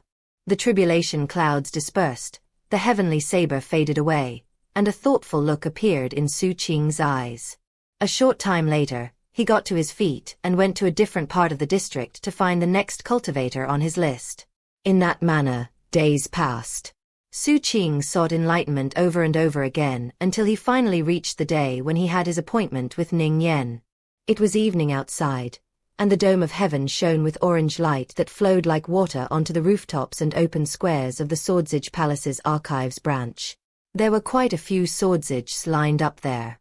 All of them were adjunct Swordsages from various prefectures. Each and every one looked very nervous as they waited, including Ning Yan. He kept looking off into the distance, clearly worried about how everything would turn out. He had been waiting for quite a long time already. Behind a wide table at the front of the line was a middle-aged Swordsage with a somber expression on his face. He had a gold core cultivation base, and eyes that shone like lightning, revealing that he was originally from the Supreme Ancient Lightning Order. After looking over the 8 adjunct Swordsages, he said, "The other adjunct Swordsages already filed their recommendations. You're the only ones left. Do the lot of you actually have people from your home prefecture willing to vouch for you?" The adjunct Swordsages all had bitter expressions on their faces. Some seemed like they wanted to speak, others held their tongue. As for Ning Yan, he anxiously nodded, clasped hands to the middle-aged Swordsage, and said, "If possible, could you wait just a moment? My guarantor should be here shortly." The middle-aged Swordsage frowned. "Oh, who is it?" Ning Yan held back from saying Xu Qing's name. All of a sudden, he was wondering if Xu Qing had been serious. If he mentioned Xu Qing's name, but then he didn't show up, Ning Yen would definitely become a laughingstock. During the event to fill the vacant swordsage spots, he had been competing with other adjunct swordsages from other prefectures. Of course, there had been some fierce competition to take the first place spot, which had resulted in some friction. Gathered alongside Ning Yen were 3 young men who he'd had problems with. When they saw him holding back from mentioning his guarantor's name, their eyes flickered with scorn. Though it wasn't very obvious, Ning Yen could see it. It was something he couldn't easily accept. One of that group of young men even chuckled under his breath and quietly said, "He took first place, yet nobody will vouch for him. That alone tells you what kind of person he is." Ning Yen said nothing. The middle-aged swordsage didn't react. Impetuous talk among youngsters wasn't anything surprising. After all sorts of personalities could be found among new swordsages, including the silent type and the direct type. After they became swordsages, their personalities would change some. Flipping through Ning Yan's paperwork, he noticed that he was from Emperor Receiving Prefecture, which caused him to look up. "Aren't you from the same prefecture as Xu Qing?" Ning Yen nodded. The 3 swordsages who had it out for Ning Yong heard that and laughed softly. Big bro Xu Qing got a 30,000-meter pillar of light, so if he won't vouch for this guy, it just shows he's got some major problems. He worked so hard to take first place. For what? Do you people have a death wish? Ning Yen growled. The provocation from these 3, coupled with the anxiety of the situation in general, made it difficult to suppress the perverse energy building within him. "What, you want to have a duel right here and now?" one of them said. The 3 young men clearly bore some ill will as they glared at Ning Yen. They were obviously trying to get a rise out of him. Ning Yen gritted his teeth as that perverse energy started to pulse in his eyes. The middle-aged swordsage from the archives branch just looked at them. Whenever the adjunct swordsages got their assignments, things like this happened. It was only natural for events like this to occur in places where lots of humans gathered. "If you have a problem with each other," he said coolly, "you can get the hell out of here and not come back till you've solved it." The 3 young men immediately flew up into the air. One of them pointed down at Ning Yen and said, "You won the top spot, didn't you? What, scared to fight?" "That's not it," another of them said. Ning Yen wouldn't dare to back down from a fight. He's just waiting for his guarantor to show up. That's why he won't fight us. Isn't that right, Ning Yen? "See, I already came up with a good excuse for you." Ning Yan's eyes flickered with cold light, and he was just about to fly up into the air when a calm voice echoed out. "I got wrapped up in something, Ning Yen. Sorry for being late." Along with the voice, a figure appeared above, flying toward them at high speed. The evening sun shone down on long flowing hair and a white uniform that perfectly complemented his good looks, making everyone present look at him. It was none other than Xu Qing. Xu Qing didn't make promises lightly, and when he made one, he would follow through. Since he had agreed to vouch for Ning Yen, he would vouch for him. And he hadn't intentionally delayed things.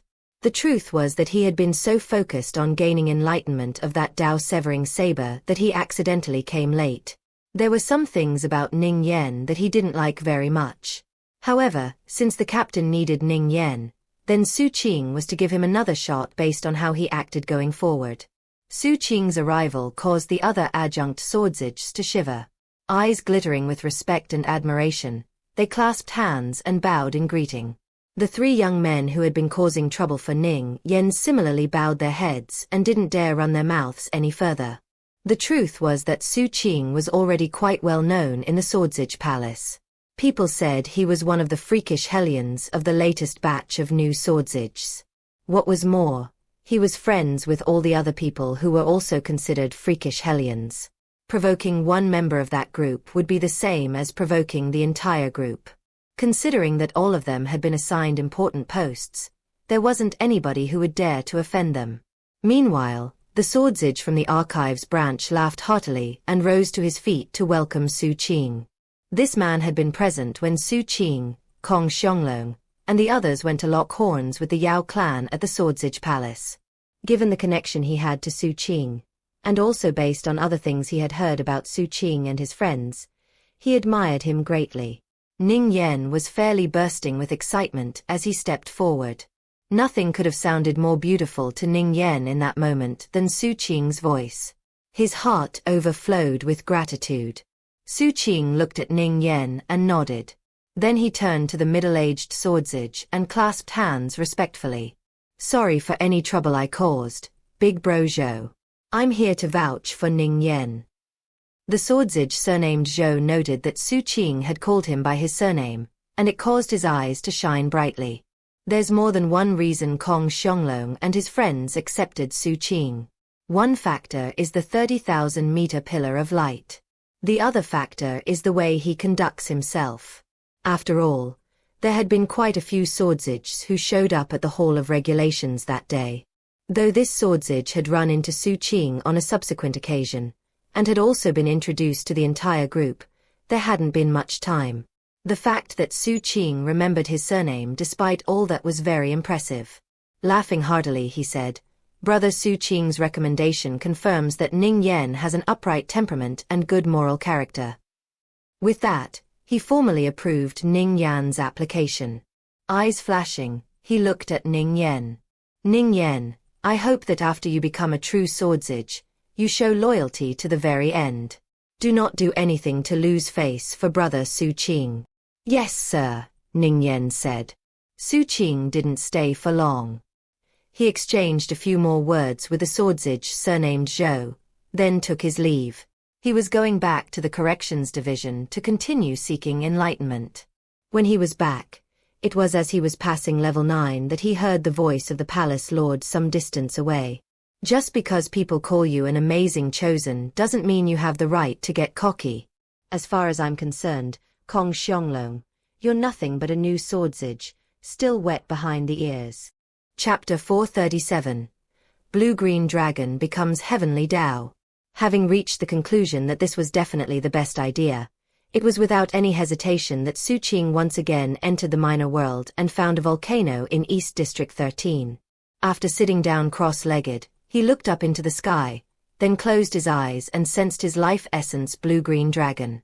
Drawn out by the energy fluctuations, the blue-green dragon appeared in his mind, looking at him. Xu Qing had formed this life essence blue-green dragon back when he was in the 8th level of Qi condensation. Originally it was called a Forbidden Sea Dragon Whale. But later, as he gained further understanding of the living things in the Forbidden Sea, its form had changed. In the end, it came to look like a blue-green dragon. 1. When in Foundation establishment, the dragon became part of his Dharma apertures. Later, when forming heavenly palaces, he had pushed off using the blue-green dragon in favor of the taboo poison pill, the violet moon, and then his imperial class technique. But today, I guess my life essence blue-green dragon is going to bear the weight of the Tao-severing magical laws. Expression shining with determination, he waved his hand, causing a distant mountain to rumble as a non-human was ripped out into the open. This was the very last inmate he had acquired in trade from one of the other jailers. Furthermore, the other jailers had indicated they didn't want to do any more trading. "Should be enough," he murmured. The trembling inmate looked at Xu Qing with eyes full of terror. Knowing the fate that was coming, he said, "Exalted One, I can willingly face that saber of heavenly tribulation. Given my crimes, I know that I'll never be set free. I just hope that, once you finish, Exalted One, you wipe me out of existence. I don't want to experience utter loss of memory." Xu Qing said nothing as he put the inmate down and tossed him some medicinal pills. The inmate gritted his teeth, took the medicinal pills, and then flew a short distance away. Eyes shining with determination, he swallowed the pills, tapped into his cultivation base, and started the breakthrough process. A moment later, rumbling filled the sky and clouds gathered. Lightning converged, and soon enough countless lightning bolts had formed a Tao-severing heavenly saber of magical laws. All of it was plainly visible to Xu Qing. Saber light glittered, shining into Xu Qing's mind. Expression somber, he began the process of imprinting it onto himself. This time, he didn't plan to put the image of the saber into his sea of consciousness. Instead, He planned to put it into his life essence blue-green dragon. A moment later, a roar echoed out from inside of him. Then the blue-green dragon suddenly appeared outside of his body. Remaining completely focused, he lifted his right hand and started painting.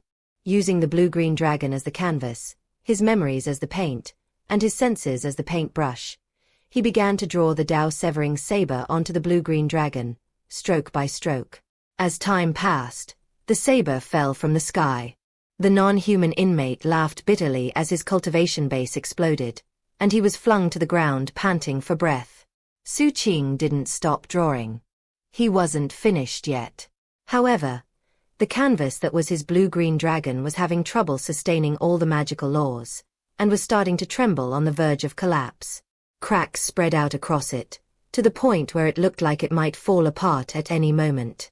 A mournful wail drifted out of the dragon's mouth. Xu Qing frowned and looked at it. Clearly the problem was that the blue-green dragon's level was too low. And yet, nothing else would work for Xu Qing's purposes. After some thought, he sent out his 2 life lamp umbrellas and sent them crushing down onto the dragon. The dragon shivered, but with the life lamps protecting it, it seemed more stable. Yet that still wasn't enough. After more thought, Xu Qing tapped into his 3rd heavenly palace. Mutagen erupted from his taboo poison core, entering the blue-green dragon and bolstering it. Because of Xu Qing controlling it properly, the mutagen didn't fully invade the blue-green dragon. A day passed. 2 days. 3 days. Xu Qing was fully immersed in the process, to the point where he had almost forgotten himself. His attention was completely focused on the Dao-severing saber. 2,000 breaths of time had long since passed, but he wasn't paying attention to that. Yet at the same time, the weight of the natural and magical laws wasn't crushing him out of existence. And that was because, as Xu Qing continued painting, the magical and natural laws continued to be branded onto his blue-green dragon. The blue-green dragon was bearing the burden. Now, those 2 months of consistent failures were actually bringing some benefits. They were like nutrients that made the branding process smoother. Whenever it seemed like the blue-green dragon was about to collapse, Xu Qing would bless it with his imperial class techniques. 7 days. 10 days. The blue-green dragon trembled and howled. Every brush stroke made it turn blurry, but at the same time, bolstered it. It was now at its limit. Xu Qing knew that if he allowed the life essence blue-green dragon to be destroyed, the harm would extend to him as well. But Xu Qing was a vicious person in general. Eyes shining, he tapped into his 4th heavenly palace, and the power of the violet moon emerged. This time, he was adding godly power into the blue-green dragon. The dragon shivered, and Xu Qing made another brush stroke. Eventually, half a month had passed. The blue-green dragon had really reached its limit. But that was when Xu Qing finished with the final brush stroke. The moment he finished, he spat out a huge mouthful of blood onto the blue-green dragon. It was just like the idiom bringing a painted dragon to life by adding the eyes. A tremor passed through the dragon, and then it glowed with the color of blood, as if it had been enchanted. Xu Qing immediately sagged in place, looking very weak. The half-month had been unprecedentedly draining to Xu Qing. However, his eyes were shining brightly. The dragon had changed quite a bit. It now had countless glittering designs running up and down its body like threads. And the way they glittered made it seem like they contained natural laws. With every breath it took, those countless threads would glitter. In addition, it had a host of magical symbols branded onto it, which emanated ancient auras. There were big ones and small ones, bright ones and dark ones. They were all different. Because of all that, the blue-green dragon now emanated the same type of aura as the 4 heavenly Daros outside the minor world. Though it was only a bit, anyone who sensed it would be absolutely shocked. Finally got it to work. Xu Qing took a deep breath. There were simply too many magical laws packed into that Dao-severing saber. Even though he had astonishing powers of understanding, the reality was his cultivation base was still too low. As a result, he could only brand about 10% of the saber. But even that 10% vastly surpassed any of his other divine abilities and magical techniques. After all, it was made from magical laws. This is my third supreme vastness saber move. And it's also my heavenly Dao saber. Supporting himself on a boulder, he pushed himself into a standing position and then pointed at his life essence blue-green dragon. The blue-green dragon threw its head back and roared, then shot up into the sky. As it undulated overhead, its mere passing caused countless lightning bolts to form around it, making its magical laws very evident. Transformations to heaven and earth were also visible, as a sun and moon appeared overhead. The four heavenly Daros outside the minor world were looking on. And they were looking at the blue-green dragon. They were almost like elderly folk looking at a baby. The dragon could sense it. Looking up, it let loose another roar. The world trembled. Auspicious clouds appeared in the sky as evening sunlight spread out. Those things happening in the sky attracted the attention of the other jailers in the minor world, as well as many inmates. An auspicious omen. The natural laws are changing. What exactly happened? Nearby Xu Qing was that non-human inmate who had lost his cultivation base. He had stayed the entire time, watching the astonishing events play out in almost complete disbelief. He looked at the dragon, then at Xu Qing, and he felt like he was being struck by heavenly lightning bolts. A gold core cultivation base can create an embryonic heavenly Dao? It's only a bit, but it's still there. A heavenly Dao. He wasn't the only one to react in such a way. The other jailers were being battered by waves of shock, and many of them rushed over to see what was happening. Outside of the minor world on level 90 of the corrections division, Ghost Hand sat in his spot drinking alcohol. Just when he was about to take a swig, his eyes opened wide and he looked over at the minor world. What's going on? I told him to go to East District 13 because a saber of heavenly tribulation was about to appear there. I thought he might gain a bit of enlightenment, and thus understand how to use a heavenly saber to sever body and soul. But he. Ghost Hand looked shaken to the core, to the point where alcohol was spilling out of his flagon and onto the ground. He actually created an embryonic heavenly Dao? How is that even possible? How can someone with a gold core cultivation base make an embryonic heavenly Dao? And what the hell is that blue-green dragon? Back in the minor world, people were gathering in East District 13 because of the auspicious clouds in the sky. Looking around vigilantly, Xu Qing waved his hand and withdrew his blue-green dragon. Once it was gone, everything went back to normal. Xu Qing then looked at the inmate nearby, who was looking at him with pleading eyes. Of course, he wasn't pleading to be spared, but rather to be killed. Xu Qing nodded. Waving his hand, he used the natural laws to wipe the inmate out of existence. Then he flew over to where the nightshades were imprisoned. Taking away the shadow eyes and jade slips, he flew up into the sky, left the minor world, and went back to the corrections division. As soon as he was out on level 90, he saw Ghost Hand. Ghost Hand was no longer in his rocking chair. Instead he was right in front of the mural, and was now peering at Xu Qing. What happened in there? Ghost Hand asked with a smile, forcing his astonishment down into his heart. Xu Qing blinked a few times. There was probably no need to hide the truth. However, there were also never any absolutes. Therefore, even though it was likely people would be able to guess what happened, he still felt the need for caution. Plastering a confused look onto his face, he shook his head. Ghost Hand looked at him, smiled enigmatically, then said, "Not bad, you little punk.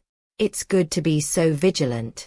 Ghost Hand lifted his flagon and took a big drink. Humming a little tune, he went back to his rocking chair and sat down. Obviously, he was in a good mood.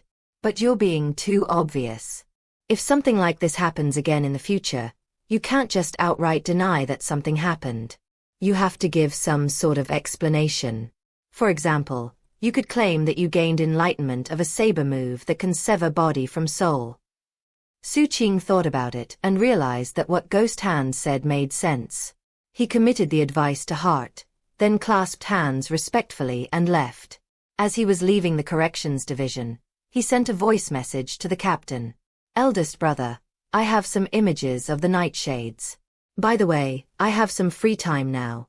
When are we going to set out? The captain's response started with a resentful sigh. So you're finally getting back to me. Little Qing, it's been 2 months. What happened to my Tao Tao? Tao Tao? Xu Qing said, surprised. Yeah. Weren't you going to introduce me to Li Tao Tao? Xu Qing didn't respond at first. What was more, her name was Li Tao. The captain again sighed bitterly. You've really picked up some bad habits. You went and made a huge deal about this, then made me stew for 2 months. Hearing the captain's bitterness reminded Xu Qing of the matter of making that introduction. He'd completely forgotten about it. I've been busy. Little Qing, all the happiness in your eldest brother's life is now in your hands. I managed to infiltrate the administration palace recently to sneak a peek at my Tao Tao. Ahem. Not bad at all. The captain cleared his throat. Xu Qing took the words to heart. All right. Once we're done with our big job, I'll make the introduction. Eldest brother, you can come over and get the Nightshade recordings whenever you want. Having acquired that promise from Xu Qing, the captain was already shivering with anticipation. However, he knew that their big job was more important. So on that very night, he hurried over to get the recordings. Before leaving, he said one thing. Get ready, little Qing. This is the only missing piece. In 3 days, I'll come get you and explain the whole plan. 1. He formed the Forbidden Sea Dragon Whale in Chapter 77. It changed into the blue-green dragon form in Chapter 179. Incidentally, quick reminder that blue-green is a pretty direct translation of the characters in this dragon's name. Its name is the same as a mosasaur's. Chapter 438. 10 Entrails of the True Immortal. Xu Qing quietly watched the captain leave. Although he wasn't sure about the details of the captain's next big plan, he was confident he knew the general idea. And that led him to the conclusion that this wasn't going to be a quick job. Therefore, he requested a leave of absence from his post, effective immediately. For the next 3 days, he spent time in the county capital shopping for various items he would need. After all the shopping was done, he spent time in his sword pavilion studying the nightshade eye that Ghost Hand gave to him. It was a truly miraculous object that had the ability to boost psychic powers. And when he tapped into the power of his Violet Moon Heavenly Palace, he could purge it, causing it to transform in unusual ways. The 3 days passed in a flash. The evening sky over the county capital looked different for those 3 days, perhaps because of the change of seasons. Instead of the evening sky being a deep yellow color, it was crimson. That color spread out to cover everything, making it as bright red as blood. It was hard to say whether it was an auspicious omen or an ill one. The sky was the same for all 3 days. On the last day, Xu Qing stood in his sword pavilion looking out at the sky, and a strange feeling filled him. It was a sudden feeling of unease. He quickly dispelled it. His eyes flickered with suspicion. He had never experienced anything like that before, and after some consideration, he could only conclude that it had something to do with his life essence blue-green dragon. As he thought about it, someone approached within the red of evening. It was none other than the captain. He looked to be in very high spirits as he rushed over. Upon seeing Xu Qing, he chuckled and performed an incantation gesture to put a spell formation in place. Then he had Xu Qing activate the sword pavilion's formations as well, ensuring that they had complete and utter privacy. Everything's ready, little Qing. It's just going to be you and me this time. Nobody else. I originally wanted Ning Yen to come along, but once that little brat passed his assessment, he vanished. I looked everywhere but couldn't find him. I wonder if he realized I wanted to use him as a meat shield. The captain sighed as thoroughly as if he'd seen a roasted pigeon suddenly fly off into the night. Xu Qing was actually surprised by the development. After some thought, he asked, "Is it going to change things now that he's not coming along?" "It'll definitely change things," the captain replied, eyes glittering. Thankfully, you gave me that Nightshade Jade slip, therefore, it won't be a huge deal that we don't have Ning Yen. This time around, little Qing, we're not going to be rushing into things impulsively. We have to rely on our smarts. And that's because I'm taking you into Holy Tide territory. Xu Qing thought about it for a moment. And we're going in disguised as nightshades. The captain laughed heartily, his eyebrows dancing up and down. You're the only person who truly understands me, little Qing. You're completely right. We're going to disguise ourselves as nightshades and sneak into Holy Tide territory. Think about it. The Holy Tides are enslaved to the nightshades. If we disguise ourselves as their masters, then we'll basically be able to do anything we want. Xu Qing nodded. Of course, there were many details that needed to be handled, but the captain was innately skilled at disguise, so Xu Qing wasn't worried about all that. Given the general idea of what they were going to do, he was confident that they could succeed. What do you mean when you say Holy Tide territory? Xu Qing asked. Where, exactly? Eastern Wasteland County, the captain replied, keeping his voice low. There are 14 counties in the Holy Tide region. Eastern Wasteland County actually borders Sea Sealing County, and it has a very strange area within it called 10 Entrails of the True Immortal. Xu Qing's eyes narrowed slightly.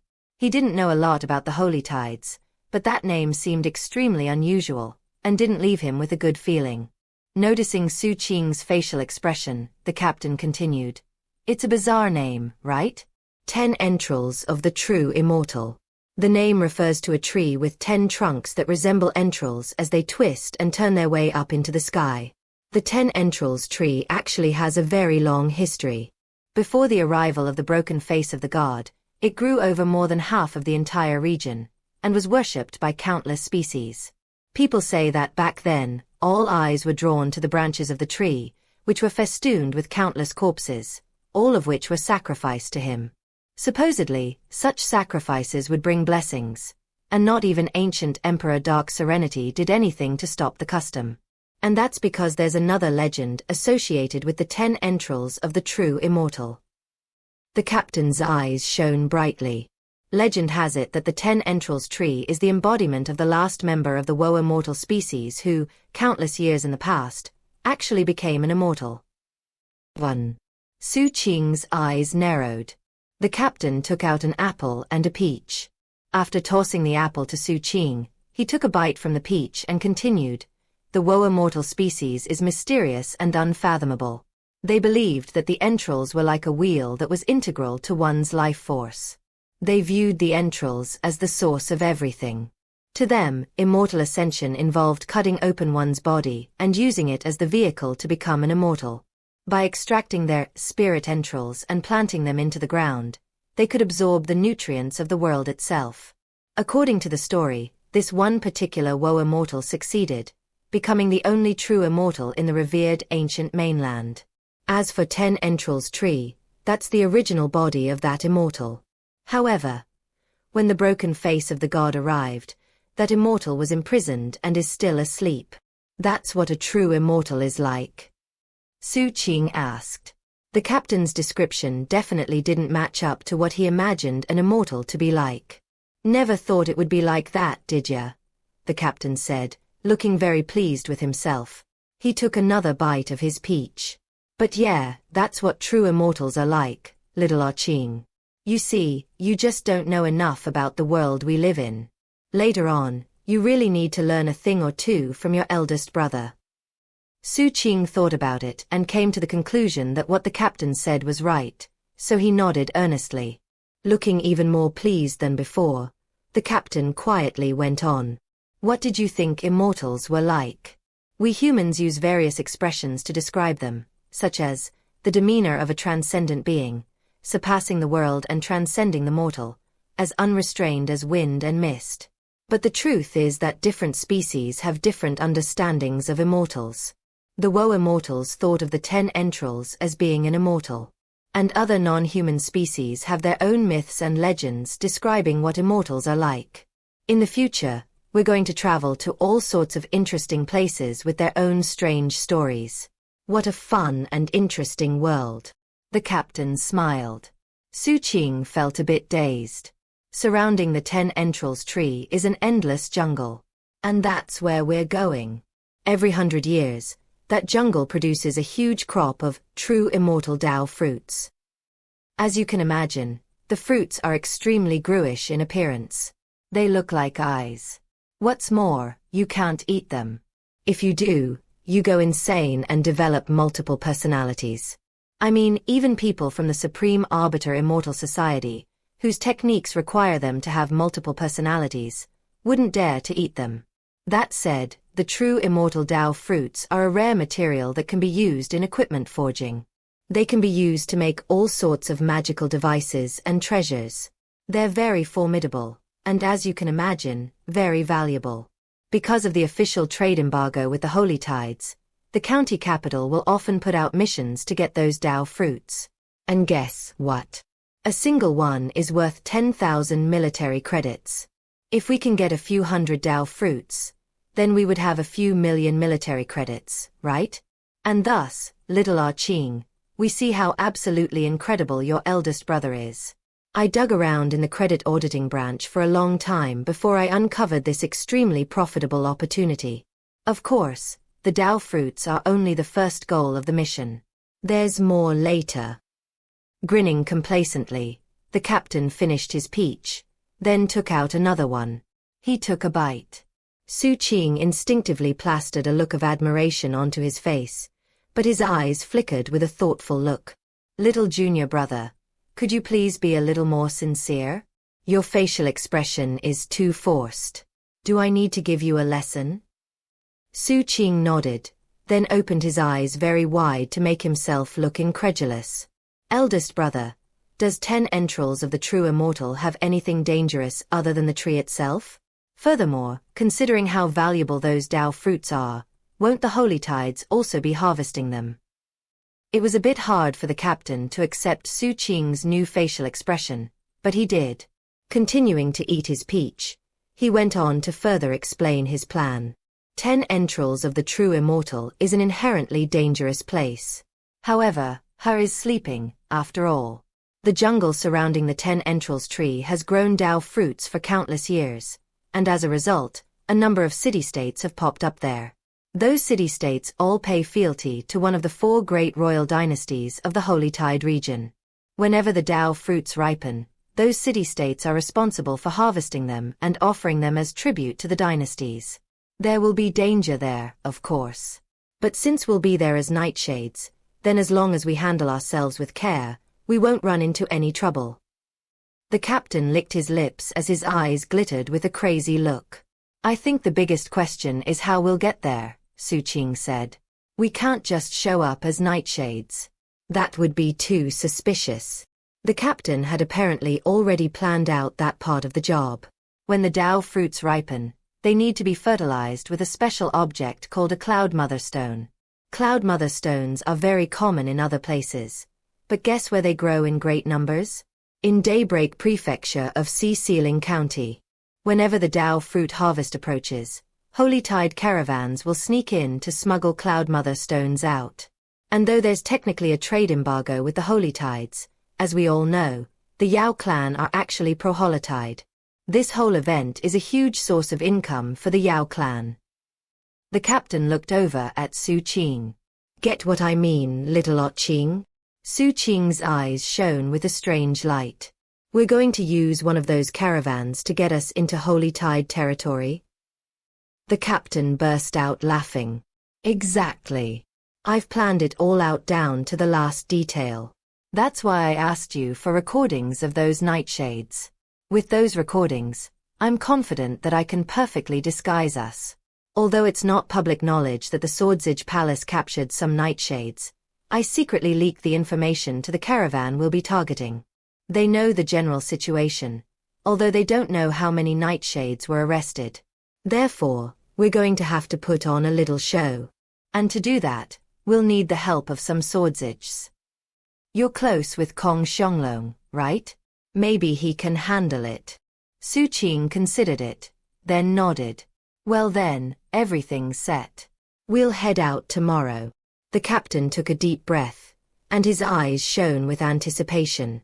Gulping down the rest of his peach, he said, "We're going to get rich, little Xu Qing. And we won't run into any dangerous situations.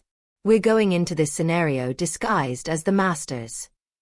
Xu Qing understood completely. The job would be extremely dangerous. That said, he was prepared.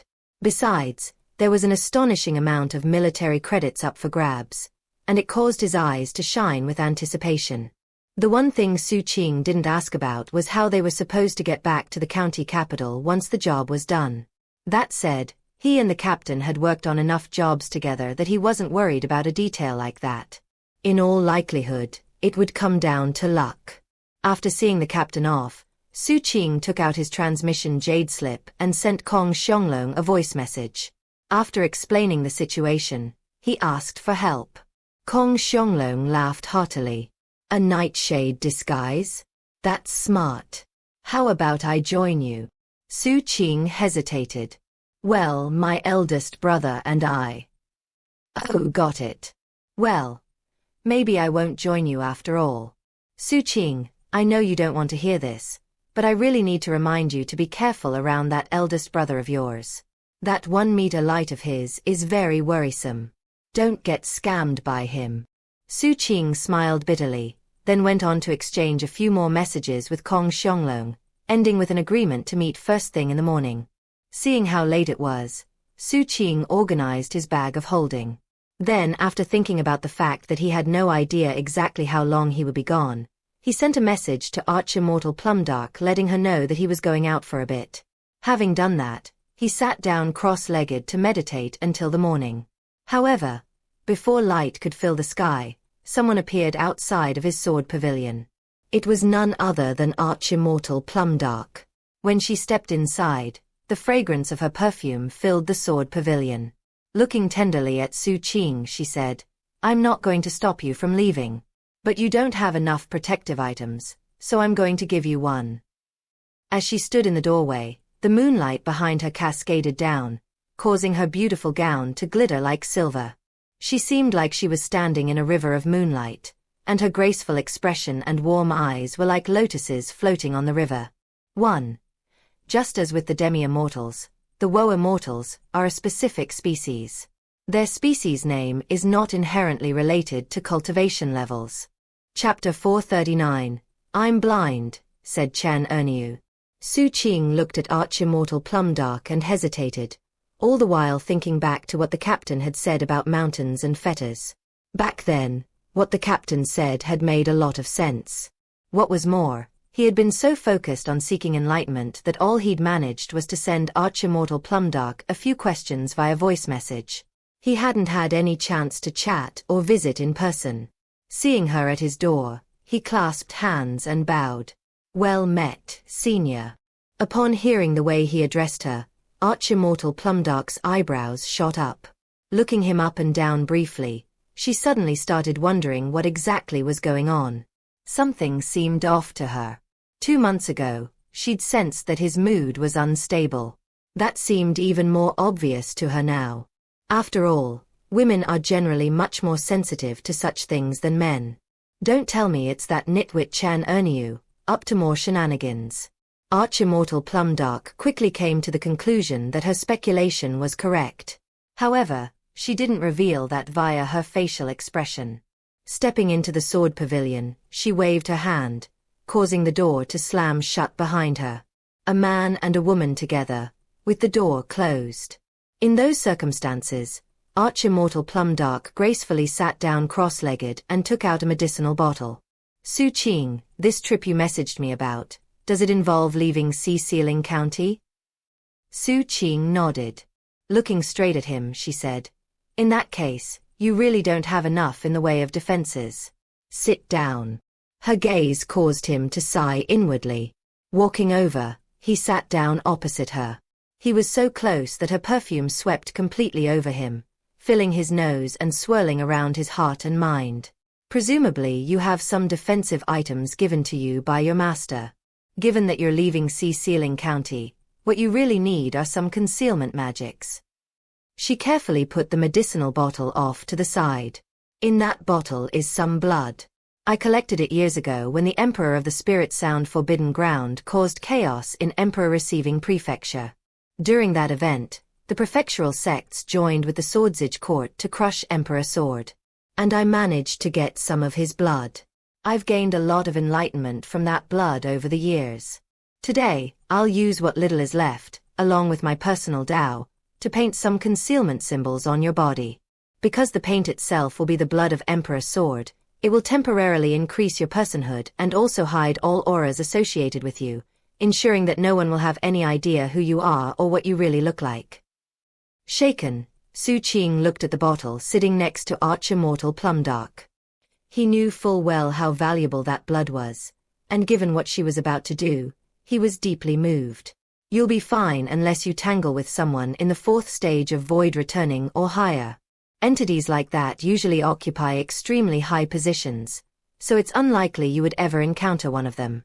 That said, keep in mind that the blood symbols won't last long. At the very most, they'll be effective for 3 months. Xu Qing opened his mouth but wasn't sure what to say. Before he could speak, Arch-Immortal Plumdark smiled. You don't need to say all the polite things required by etiquette. Now, take your robe off. Xu Qing was very taken aback.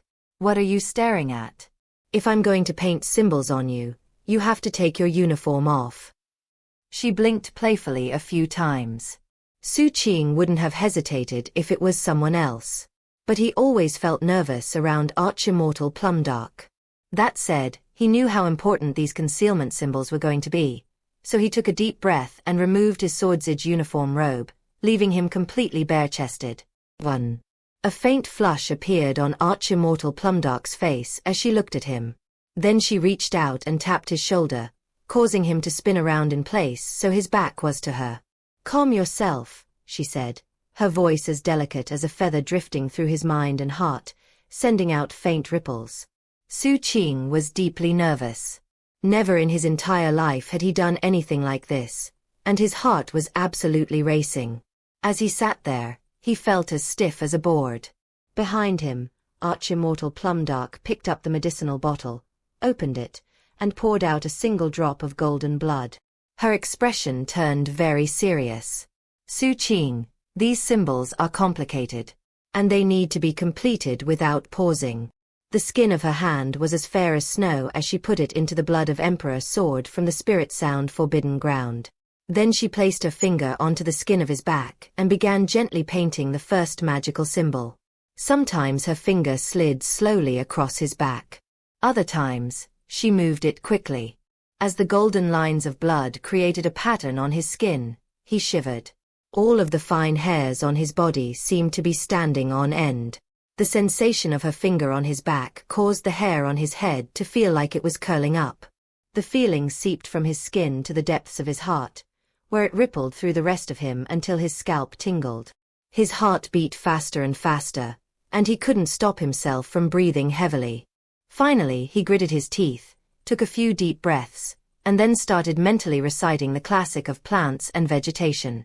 That method seemed to work, as his heart began to calm. In that matter, time slipped by slowly but surely. By the time he'd mentally recited the classic of plants and vegetation 3 times, it was dawn outside. Beads of sweat dripped down his forehead. At this point, Arch-Immortal Plumdark had completed the majority of the concealment symbols. Now you're front, she said, and this time her voice didn't sound the same as before. Before Xu Qing could even think about what that meant, she tapped him again, causing him to turn a half circle. Now they were facing each other. As her breath caressed his face, he noticed her eyelashes fluttering slightly, and saw a faint red flush creeping up her neck. She's nervous too? Xu Qing was very taken aback. He'd never seen a facial expression like this on Arch-Immortal Plumdark's face. As that thought occurred to him, she cleared her throat. Though she was blushing and her eyelashes were fluttering, her eyes shone brightly as she put her finger onto his chest. As she started painting, Xu Qing felt so shaken he had to close his eyes to settle his energy and mind. Then he started reciting the classic of plants and vegetation again. Her finger slid like water across his chest, making it very difficult to recite the text properly. As the golden lines appeared on him, the sensation sent waves of shock slamming into his mind. After enough time had passed for an incense stick to burn, it was bright outside. Arch-Immortal Plumdark suddenly stopped moving her hand, leaving her finger touching his chest. "Your heart's racing, Xu Qing," she said softly. The sword pavilion was so quiet that it felt like she was speaking right into his ear. He inhaled deeply and opened his eyes to look at the blushing Arch-Immortal Plumdark. Their eyes met, and when she spoke next, her voice trembled a bit. "Stay still. I'm almost done." Her finger moved again, sliding up his chest to his neck. Then it reached his chin, and finally his ear. That required her to lean a bit closer to him. Xu Qing was so stiff he couldn't move, and couldn't even focus enough to remember a single word from the classic of plants and vegetation. His eyes were blank and even glazed. As Arch-Immortal Plumdark leaned closer to him, he suddenly heard the excited voice of the captain outside the sword pavilion. "Little Qing, what's going on? Are you coming out? We need to get moving. Our big job starts today. Hey, why do you have an extra layer of defenses up? What are you up to in there, little Qing?" Arch-Immortal Plumdark retracted her finger and got to her feet, looking a little bit unsettled. Normally she liked to tease Xu Qing, toy with him a bit. However, this current situation was one that neither she nor Xu Qing had been in before. Face still flushed, she straightened her hair and forced herself to look calm. Clearing her throat, she didn't dare to look at Xu Qing as she said, "Have a safe journey, Xu Qing." Turning, she walked elegantly, yet at the same time a bit hurriedly, to the door of the sword pavilion. Pushing it open, she found herself right in front of the captain, who had a quizzical expression on his face. All it took was a moment for the captain's quizzical expression to turn into one of outright shock. Eyes wide, he stared at Arch-Immortal Plumdark, then looked past her at Xu Qing, who was putting his robe back on. "I didn't see anything," he blurted, backing up a few paces. "I saw nothing. Absolutely nothing." Waves of astonishment smashed his heart. "There's no way the two of them actually." "Chen Erniu," Arch-Immortal Plumdark said coolly, before the captain's thoughts could run too wild. "Here, ma'am," the captain replied, squeezing his eyes shut as tightly as possible. "Last month I got a message from the 8-sect coalition. Apparently, the ancient snake skeleton has gotten a bit dirty." The captain shivered as the implications of her words hit him. He tried to think of what mistake he'd made, and it didn't take long for him to come to a realization. He had interrupted a good moment, and he had seen something he shouldn't have seen. "Arch-Immortal," he said quickly, "last night I experienced some problems in my daily cultivation. As a result, I suddenly went blind." Arch-Immortal Plumdark snorted coldly, then continued, "Also, I have a very good friend by the name of Li Shitao. A few days ago she mentioned seeing a very shifty character sneaking around the administration palace, spying on her while eating peaches. Any chance that was you?" "Boo. It was definitely not me," the captain said somberly. "I would never spy on anyone. Besides, I prefer apples." "Oh." After a few more perfunctory words of farewell, she left, her heart racing. When the captain was sure she was gone, he opened his eyes, looked around to confirm they were alone, then sauntered into the sword pavilion. Still looking surprised, he said, "What was going on just now?" Xu Qing already had his uniform back on. Expression the same as ever, he said. "What's up?" "Ha!" Stunned, the captain looked Xu Qing up and down, then sidled a bit closer to him and quietly said, "Did you and Arch-Immortal Plumdark?" "It's about time to leave, eldest brother," Xu Qing said, walking out of the sword pavilion. The captain looked in the direction Arch-Immortal Plumdark had left, and then back at Xu Qing. Then he pulled out a peach and took a bite. Chuckling, he hurried after Xu Qing. There was no snow, but it was quite windy. It was also a very clear day, without a cloud in the sky. Because of that, the light of sunrise was particularly bright, illuminating the two of them and causing their shadows to stretch out. The wind carried with it sarcastic chuckles. However, as the two of them made their way into the distance, the chuckles turned into quiet conversation. Little junior brother, you can tell the truth to your eldest brother. Last night, did you finally grow up? Why aren't you saying anything, little junior brother? Feeling a bit bashful, Fine, fine, fine. I'm not going to tease you. However, my most dearest little junior brother, once we're back, you have to introduce me to my Tao Tao. I also want to grow up. 1.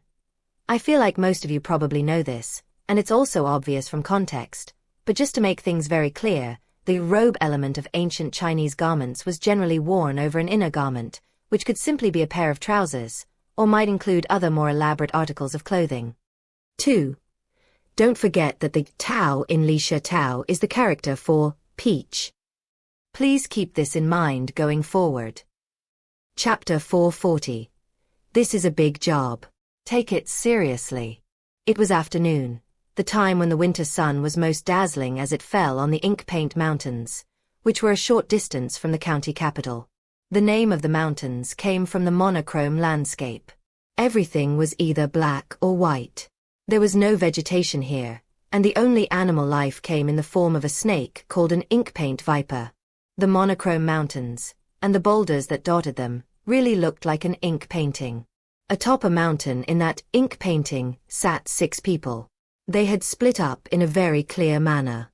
One sat alone up front. One sat in the middle. 4 sat in the back. The person sitting up front was the captain. He looked very pleased with himself as he looked back at Xu Qing. Then the 4 other people further back. Those 4 were Kong Xianglong, Sir Mountain River, Wang Chen, and Dusk Spirit. They seemed to be mostly ignoring the captain, and were focusing primarily on Xu Qing. All had curious expressions on their faces. This was the spot where Xu Qing and Kong Xianglong had agreed to meet. The latter was going to help out with the show that Xu Qing and the captain needed to put on. All right, everybody ready to get started? The captain said coolly. Xu Qing nodded. The captain tilted his chin up proudly as he produced 2 medicinal pill bottles. He gave one to Xu Qing. Each bottle has a single Shade Heaven Demon Moon tablet in it. After we consume them, our body structure will change, and even our flesh and blood will transform. Once we become nightshades, it will be very difficult for anyone to see through the disguise. The captain's words caused Kong Xianglong's eyebrows to shoot up in surprise. Next to him, Sir Mountain River inhaled sharply. Shade Heaven Demon Moon tablets. Those are top-secret pills from the garment folk. They're very expensive and extremely rare. I've heard that the primary ingredient for each pill is actually a garment folk. Wang Chan and Dusk Spirit also looked in shock at Chen Erniu. The captain looked extremely casual as he said, "They're all right. I had something better in mind, but I happen to know a garment folk who owes me a favor." Upon finding out what I needed, that garment folk raced across multiple prefectures to meet me here in the county capital. After 7 days and 7 nights of pleading. It's difficult to refuse generosity, so in the end, I agreed. An odd expression could be seen on Xu Qing's face as he took the medicinal pill bottle. Glancing at Kong Xianglong and the others, he could tell that none of them believed the captain's story. The captain shook his head and sighed, as if he wasn't inclined to go into further details. Then he took the pill out of the bottle. It emanated a dazzling, blinding redness, and emitted a fragrant aroma. Even just smelling the pill, Xu Qing felt like his flesh and blood was wriggling. This pill was clearly amazing. As everyone watched, the captain consumed the pill. A moment later, he shook from head to toe. At the same time, a garment spread out to cover him. It was completely gray, and it covered every inch of him. Then it shrank down tight over him, whereupon the captain started to transform. His limbs became skinnier, he became shorter overall, his head got larger, his eyelids vanished, and his eyes grew bigger. His hair changed too, becoming a host of spines almost like a hedgehog. A moment later, a nightshade stood in front of the others. The marvelous scene caused Kong Xianglong and the others to look on with shining eyes. Although they had all heard about that special garment folk pill, it was absolutely astonishing to see it in action. After Xu Qing was sure the captain's transformation was complete, he consumed his own medicinal pill. Afterward, he felt his flesh and blood change rapidly, as if some of it had been extracted from within him and put on the outside like a garment that resembled a nightshade. To the eyes of Kong Xianglong and the others, Xu Qing simply transformed into a nightshade. He had gray skin, a slim frame, a large head, and spiky hair. His clothes had also changed. Instead of his swordsage uniform, he wore a dark red suit of armor that covered him from head to toe. After seeing Xu Qing and Chen Erniu transform into nightshades, Kong Xianglong had to suppress his desire to join them. Nightshade blood is black, he reminded them. And though your auras seem flawless, don't forget that nightshades speak and act differently from humans. Furthermore, they have unique magical techniques. It goes without saying that I considered that in my preparations, the captain said with a haughty smile. With that, he tossed a black rock to Xu Qing. That's a black blood stone, he said. Absorb that, and your blood will change color temporarily. The captain tossed a black blood stone into his mouth, then took a bite out of his arm. The blood that flowed out was black. Combined with his aura, it made him seem exactly like a nightshade. In terms of magical techniques, the captain's black eyes flashed as the air in front of him rippled and distorted. A long spear took shape. Grabbing it, he twirled it with a flourish. Instantly, a tremor passed through him, causing countless ink paint vipers to crawl out into the open. As they gathered, they looked in the captain's direction and bowed their heads, as if waiting for orders. Sir Mountain River shot to his feet. Wang Chan and Dusk Spirit gasped in shock. And Kong Xianglong's eyes glittered brightly. Truth be told, all of this was exactly what they knew nightshades to be like. They could enslave countless species, and were known for being able to create something from nothing. In fact, if they hadn't personally witnessed the transformation just now, they would assume that Chen Erniu really was a nightshade. Xu Qing was similarly taken aback.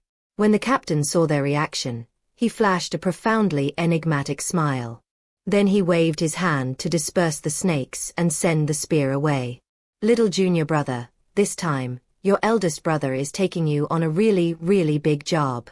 Going forward, don't just randomly go on missions with anyone who invites you. Missions like that don't give much military credits. When you accept missions, you really need to take note of who's in charge. Kong Xianglong snorted coldly. Smiling wryly, Xu Qing absorbed the black bloodstone, causing his blood to transform. He was curious about how the captain had managed to employ nightshade magical techniques. But then he thought about some of the captain's big secrets, and he realized it wasn't so surprising after all. I think I'm good to go, Xu Qing said, thinking about the research he had done on the nightshade's eye. With a final glance at Kong Xianglong and the others, the captain looked at Xu Qing and licked his lips. All right, little junior brother. Same old, same old. Xu Qing knew exactly what he meant. Though his black eyes shone with a bit of hesitation, he finally nodded. Meanwhile, Kong Xianglong and the others were confused, as they had no idea what Xu Qing and the captain meant by same old, same old. Even as they puzzled about it, the captain strode forward and produced an ice spear which he stabbed directly into Xu Qing's chest. The spear exploded, creating countless ice blades that slashed into Xu Qing. Instantly, black blood burst out of Xu Qing. And the captain wasn't done. Clenching his right hand into a fist, he punched Xu Qing's shoulder, causing the crack of breaking bone to ring out. As Xu Qing gasped, the captain lunged forward to bite him. Eyes widening, Xu Qing backed up. Hey, it's my turn. The captain laughed uncomfortably and said, My bad, I just fell into old habits. Go ahead, it's your turn. Ignoring the pain, and eyes shining malevolently, Xu Qing stalked up to the captain and produced a black dagger. He immediately plunged it into the captain's abdomen. The captain screamed in pain. Despite how the blood sprayed, Xu Qing didn't pause for a moment. He pulled the dagger out, picked another spot, and plunged it in. After stabbing the captain about 7 or 8 times, he looked up and slashed the blade through the captain's neck. The wound was so deep the captain's head nearly fell off. Eyes widening, the captain backed up a bit. The swordsage chased us for long enough that we should definitely have some sword wounds. The captain pulled out his command sword and stabbed Xu Qing 7 or 8 times. Gritting his teeth against the pain and ignoring the blood streaming down him, Xu Qing growled. Considering how long they chased us, and the fact we couldn't rest, the wounds must be decaying. He quickly scattered some poison, provoking an agonized shriek from the captain as his wounds started rotting. Living a life on the run in a place without much spirit energy should leave us very weak. The captain launched some more blows. The nightshades don't like sunlight. That just means the wounds will rot even worse. Xu Qing unleashed a few more attacks. And thus, the two of them went back and forth, tit for tat. Off to the side, Kong Xianglong, Sir Mountain River, Wang Chen, and Dusk Spirit watched with slack jaws and wide eyes. Eventually, they inhaled sharply and exchanged glances. They take it that seriously? Dusk Spirit said. Xu Qing mentioned that he and his eldest brother had gone through some life-or-death situations. Sir Mountain River said in a low tone. Everyone was fully convinced of that now.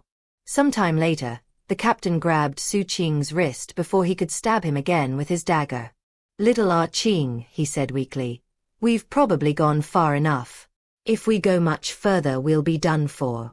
Panting for breath, Xu Qing kept his hand on the captain's wrist, preventing his ice blade from going any further. Yeah, good enough I suppose.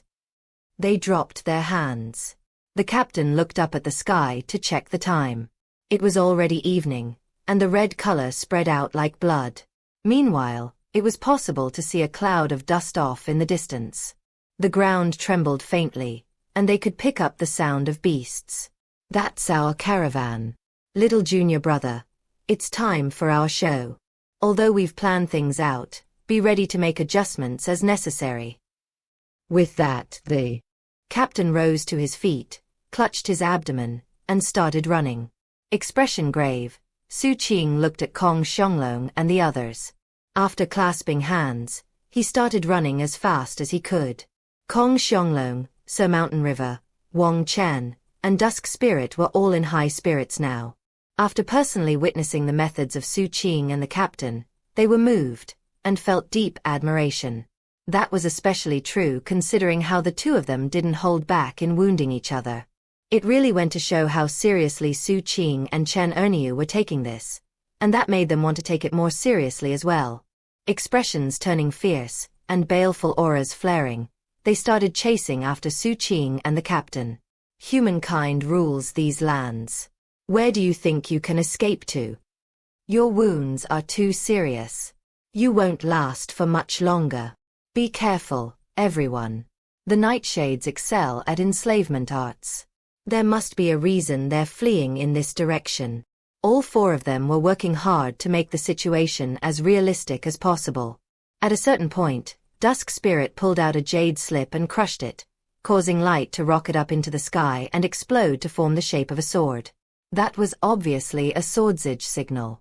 Meanwhile, about 50 kilometers away, a caravan was speeding along. It was made up of several hundred carts, each of which was at least 300 meters long.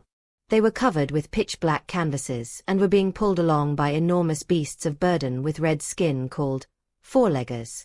Atop each four-legger was a holy tide cultivator. There were none in the nascent soul level, with the majority being in Foundation establishment, and only a dozen or so in Gold Core.